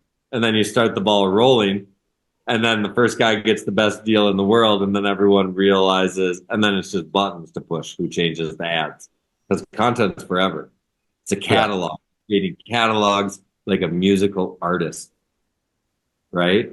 Yeah. When a musical artist puts out an album, it's not just done and old and outdated. It's timeless. Quinn Wolferman versus Henrik Harlow on Slush is timeless. Yeah, timeless. Most iconic game. That and Hugo and Emil. So, I mean, even if you wipe the whole fucking internet of the Slush and fucking Jib League content, and then fucking brought it to one platform, and you're just like, here's where it's at, history and future. Like you're pulling more money off that, off 100 people than you guys have both made cumulatively together in the last 2 years combined. That's crazy. We're only talking 100 people. Yeah. And if it could be like a collective thing where a lot of people can jump in, and that's sick. Because that's where I gave my movies, right? Like if you can watch some of my past movies on Slush. Yeah. And so like I did that because I was like, how can I bring, like, yeah, they're online, but you have a new audience. How can I give now your audience like new content they've never consumed? Yeah. You know, and then, so I knew it benefited them to have that content. It wasn't overlapping competition. And then it benefited me if I was still in business. Yeah. I don't know. You can rule that shit. Yeah, it would be sick to have one of these with Joss. That was actually coming into it. That was the one guy I would suggest. I have to. No, he's on my list. Like, Sick. I never seen anyone who didn't get anything out of winning an Olympic gold and then give so much back. And then I don't know if anyone knows how much he's really given back in a decade. Yeah. I don't think either. And I can make up so much shit where I'm just like, holy cow, that's crazy. Why did you do that? Oh. Ethan. Right. Anything else random? Oh, actually, I want to finish up just that last thought about the individual parts. So, Ferdi, for your guys' crew and for the whole team, was the individual segments being uploaded individually because it was creative, but was that viewed as a win, or would you guys not do that again? Personally, I wouldn't push for it. I don't know. I would just have the individual part in one video because there were some cool, like, was a little bit of lifestyle shots in between the parts that just I felt flow better in one video, and then you can like skip between yourself. But and like within YouTube now, you can create chapters within the video, so you can easily like skip to whatever part. Yeah. But I don't think it was looked at as a L at least. But yeah, I would tend to agree with that. I think I would prefer it all in one video, but I don't think it was viewed as an L. It was just different. It was just really different. Yeah. But we need to get the premiere version out. Yeah. Yes. Yeah, dude, put it on New Schoolers. New Schoolers they have their own video player. Like Iberg was saying, you never get anything taken down on there. True. No, but that's what sucks about them. They don't care anymore. That's why I'm hyping Ferdi, where I'm just like, man, like they don't care. So they don't have anything. Like you have control over your audio. You have control over, like, go do it yourself. Yeah, facts. $199 a year to upload all your videos to have exclusively on one player, and you have control of pre-roll ads if you want them. Yeah. And then you're selling, and then all of a sudden your marketing team that can be like, oh, we have 100 and 200 videos uploaded with millions of views. You want ad space? Yeah. You don't get to say that on YouTube. You hit a button. I know. Yeah. You hit the. But the only thing I just love about YouTube, and I feel like the younger generation too, is like YouTube is the new television in my eyes. Like how you went to watch television, probably like my parents. Niche of a niche, Ferdi. When we're a niche of a niche of a niche in a luxury sport. Yeah. So let's imagine this. Like when we did what the fuck was Henrik's and Phil's movie? Keynote Skier and Road to Zion. Oh yeah. This was exclusively done on New Schoolers. 2014. Do you know how many views we have on these videos? We got 400,000 views, authentic. People that watched them on in New Schoolers. 2014. So now what we figured out, this was an average of like 60 people that watched it passionately 80 times. And then there was more, like whatever. So it added up. But the point was, of those 400,000 views, which you don't even see nowadays, 100% were a consumer of the sport. Yeah. Boots, bindings, jackets, outerwears, videos, everything. Because it was on New Schoolers only. And I had to fight with all the sponsors. Like, why don't you put it on Facebook video player? Oh, because that's fake numbers, because it's running when you scroll on the news feed.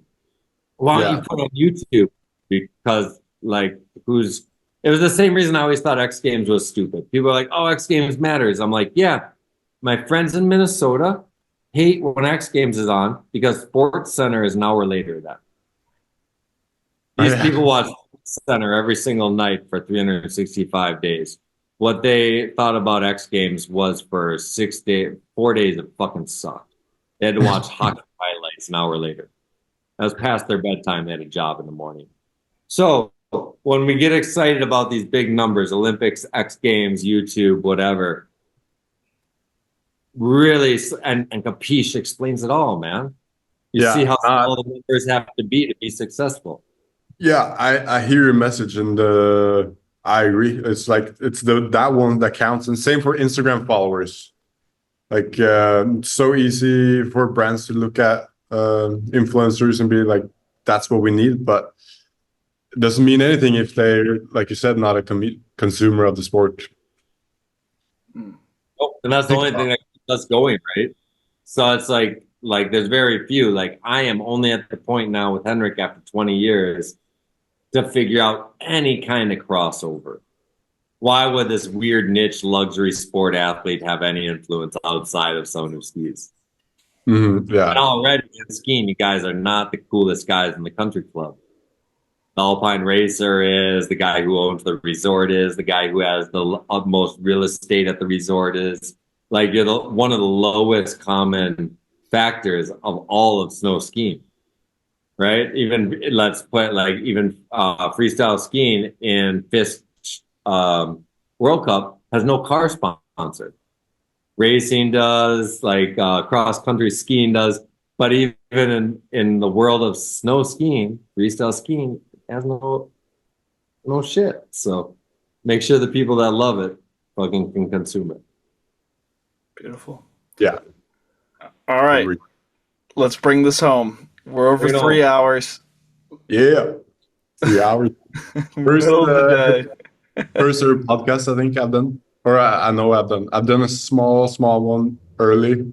And then me and Quinn have two unreleased ones we did ourselves. But this is like my podcast debut, so it was an honor being here. Yeah, no, I'm so stoked, Ferdi. Like, it's so fun. Like, I think what you do is awesome, and like, I don't even care if people listen to this because I know, like, I'm trying to do stuff in skiing. I know you're doing stuff in skiing. I know Ethan is. So for me, it's just like, all right, sick. I know how you function. We'll see you somewhere soon. Yeah, dude. That's the best part of all this, getting to share the wisdom that you guys have, man. Like, Ferdi, I know people are dying to hear. Like, I wish I could put this out tomorrow because people are dying to know this shit, but we gotta wait, you know. But it's really awesome getting to share all this with the community, and like, it's rising tide lifts all boats, you know. Like, you sharing your wisdom helps everyone and yourself. So there's no downside for you spreading the good word. So this is all good stuff, man. Thank you for being here. Yeah, thank you guys. All right. Iberg, do we kick him off or do we close the show with him on it? Whatever you want to do. Like, you said you had a question. Like, oh yeah, you had any questions for Iberg before we go? This is your chance. Ask Iberg anything you want. This might turn into a whole different topic though, but I would just once I've been getting into making movies or videos myself, I've been more and more impressed and realized how sick it is to have an original soundtrack. And like what you guys did, like how would you go about now having an original soundtrack? Yeah, and that's my question. So yeah, for sure, original soundtrack I think is the most important thing, because you guys, what you do is you create original visuals.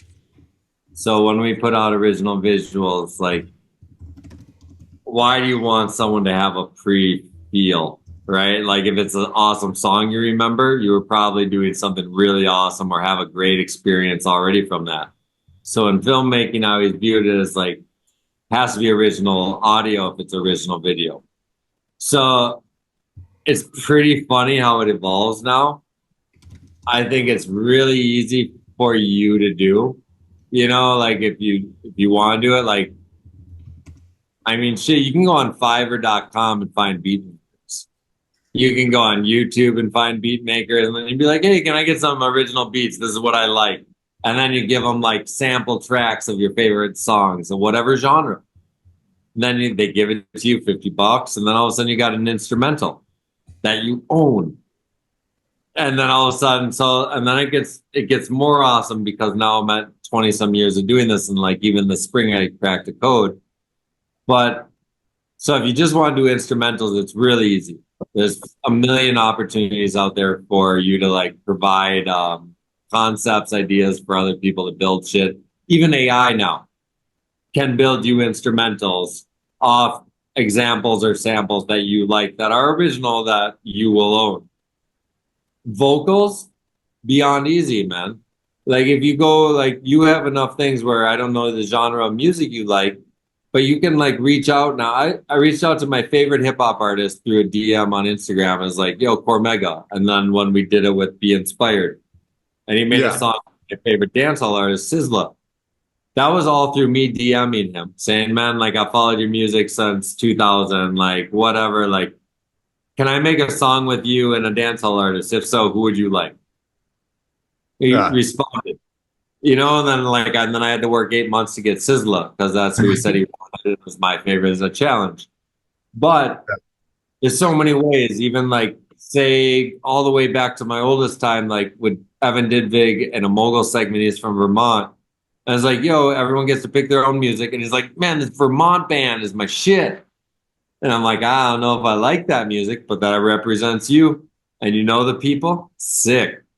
So it's just a matter of like, what's your genre? And then you like kind of get involved in it. And then it's so easy because there's so many beat makers out there. There's so many music people that are the most talented musical artists are not famous. Yeah. Right. But like, wouldn't you have to pay Sizzla a lot or Cormega a lot? So what happens now if you want to be super smart? So you say, okay, I have a guaranteed music video for you, right? Because you're at it, right? So imagine Henrik released his video on Benny the Butcher's YouTube platform. Yeah. Hey, Benny, can I give you something for your platform? Guaranteed views. It's already edited. That's an expense. It's already filmed. That's an expense. It's already done. So all these things that you're offering to the musical artist, a music video, filming for a whole year, traveling the globe, and then distributing it, putting it out on a channel that already has subscribers and a following. It's the best collab they can ever imagine. So now you're like, wow, well, it's added exposure for you. And now most musicians are kind of handicapped and they don't have their business side together. So they're just like, give me money.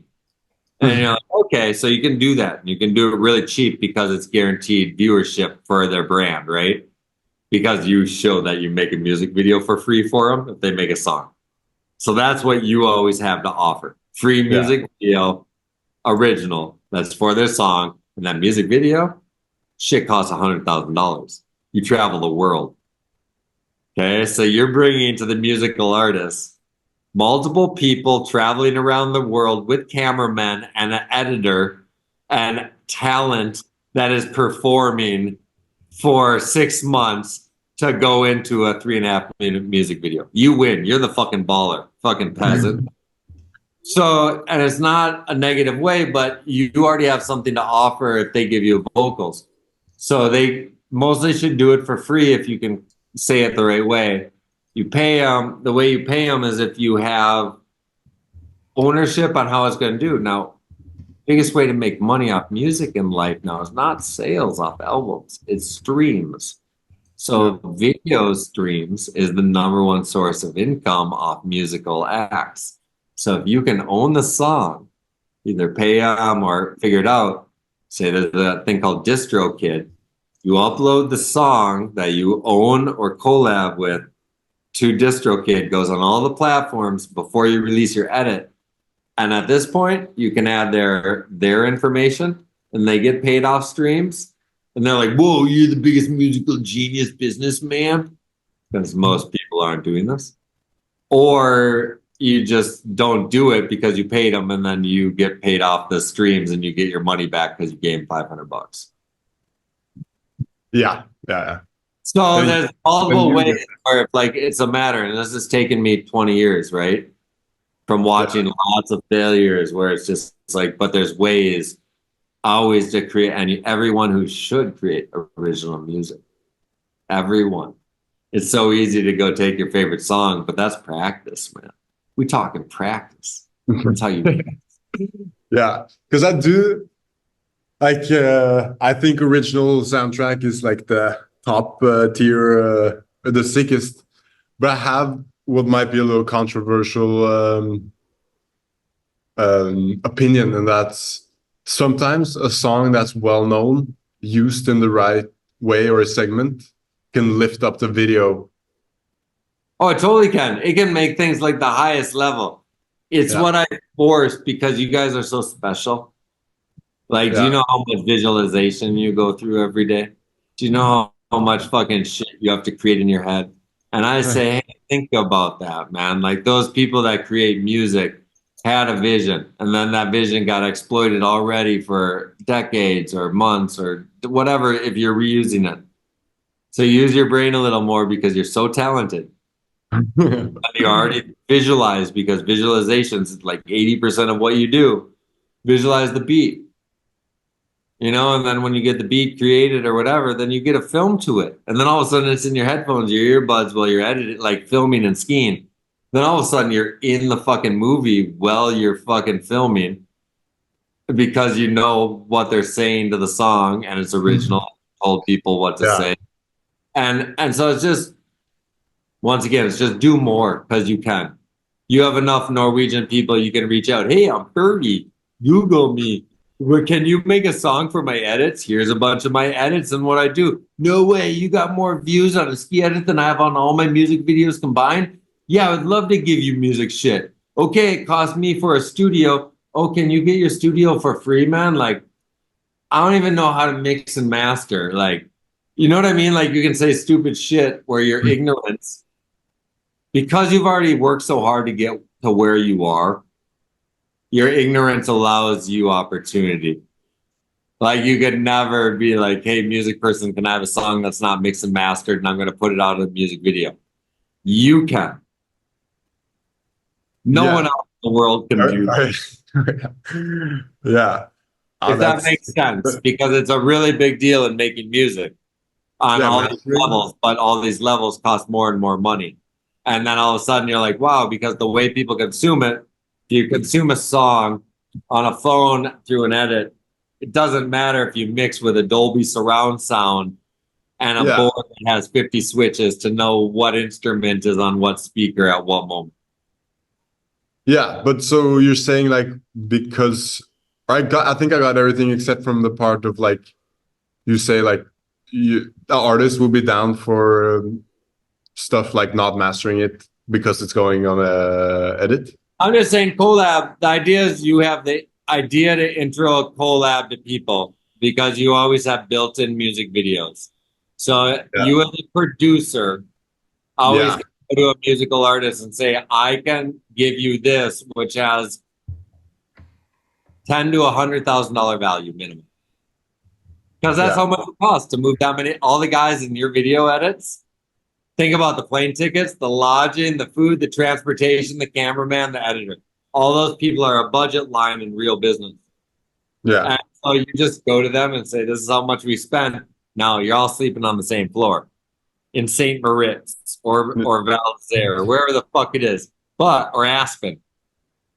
But these names have $1 million values.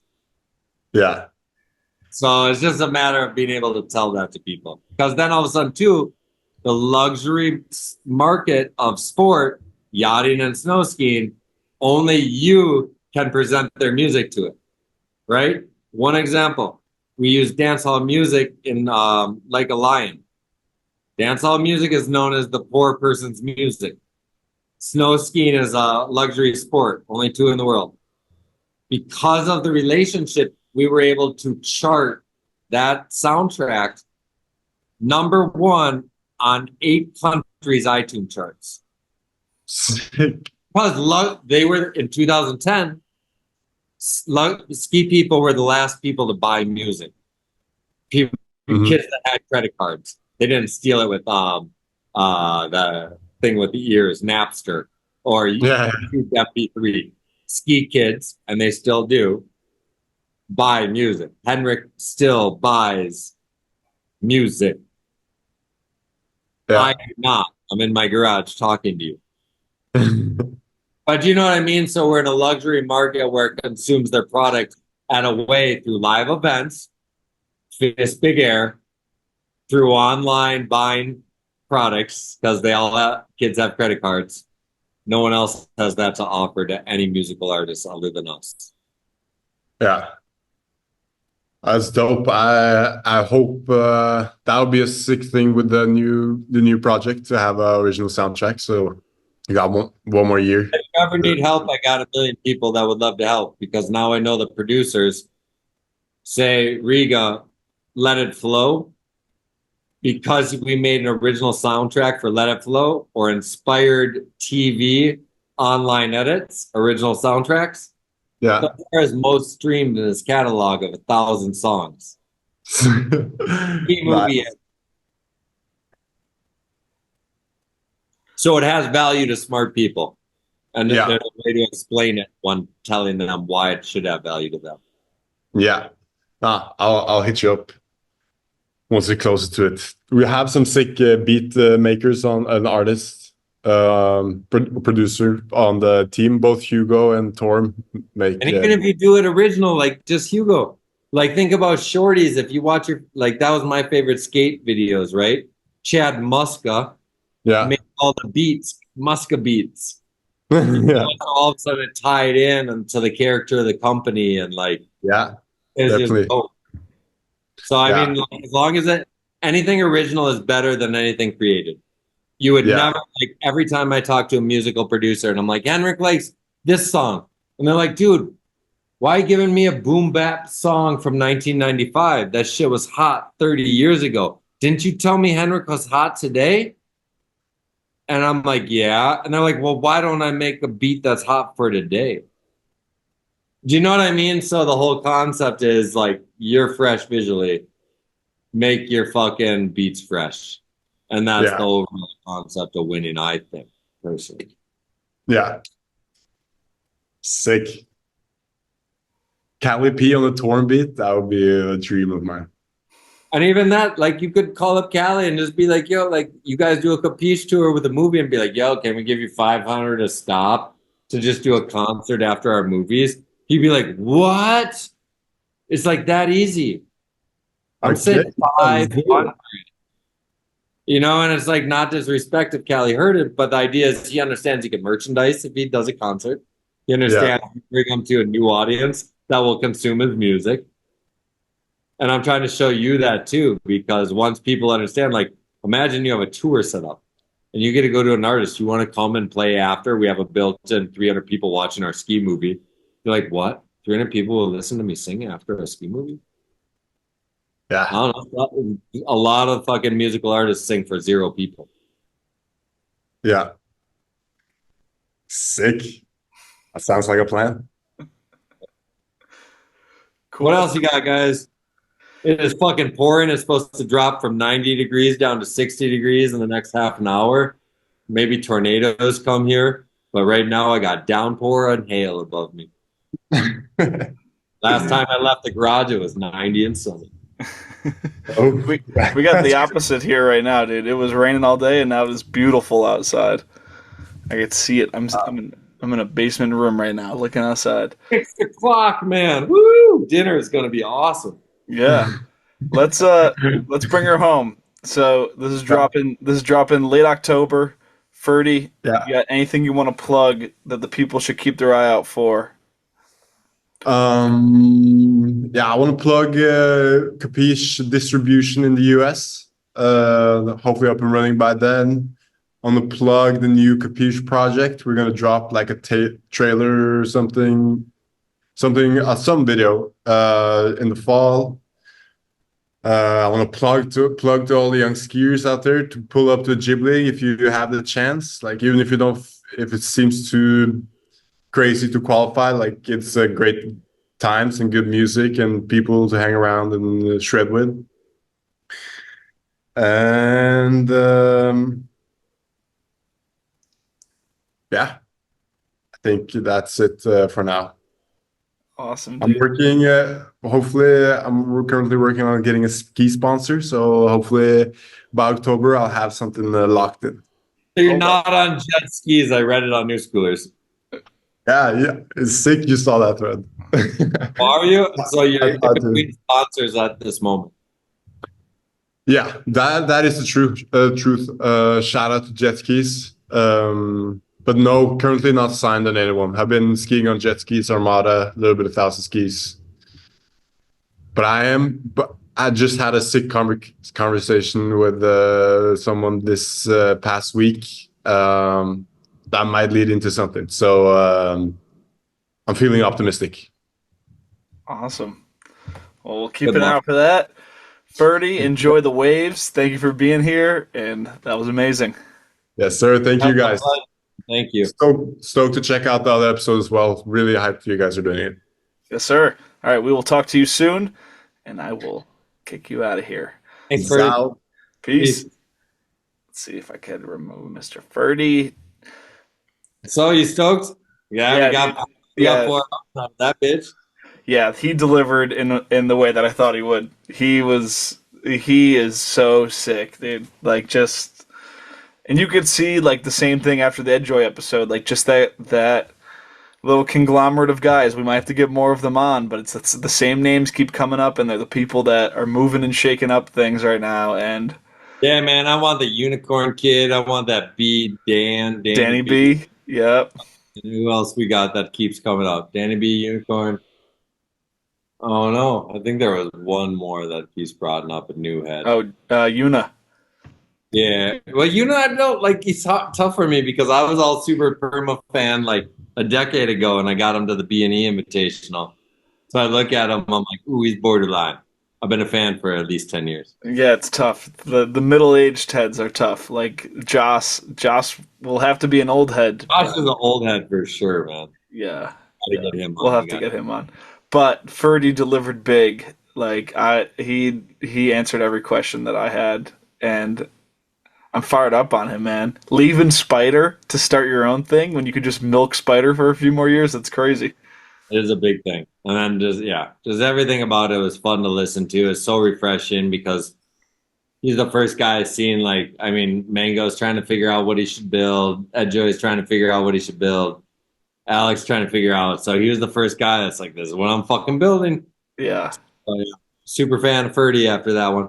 Yeah, facts. He was definitely the most sure of his path out of the young guys we've talked to so far. Yeah. All right. Who do we got next week? Wait, let's count. 1, 2, yes. DPH. 4, 5, 6, 7, 8, 9, 10, 11. So 11 and 4 hours? Yeah. Yeah, 3.5, 4 hours. I don't know. Divided. Yeah. 11 was basically, yeah. It's 3.1 or something. Yeah. You got good 3 DPH. That's what keeps Iberg running. Awesome, man. Well, it looks like we got Ben Shetler next. So we're super stoked again, man. Grateful Dead shit, all coming from fucking Phil Bellinger, teaching that kid fucking cork sevens when he was 13 in Mammoth, growing up with Rory Silva. It's gonna be fun as fuck, this next conversation. This is gonna be a crazy one. All right, well, enjoy. You missed out on all the good weather. Go enjoy the rain a little bit, I suppose. And food. Maybe my family's there. I don't know. There's like 3 days left of school. So Word. Alrighty. We'll see everybody next week. Iberg, take care. Peace. Peace.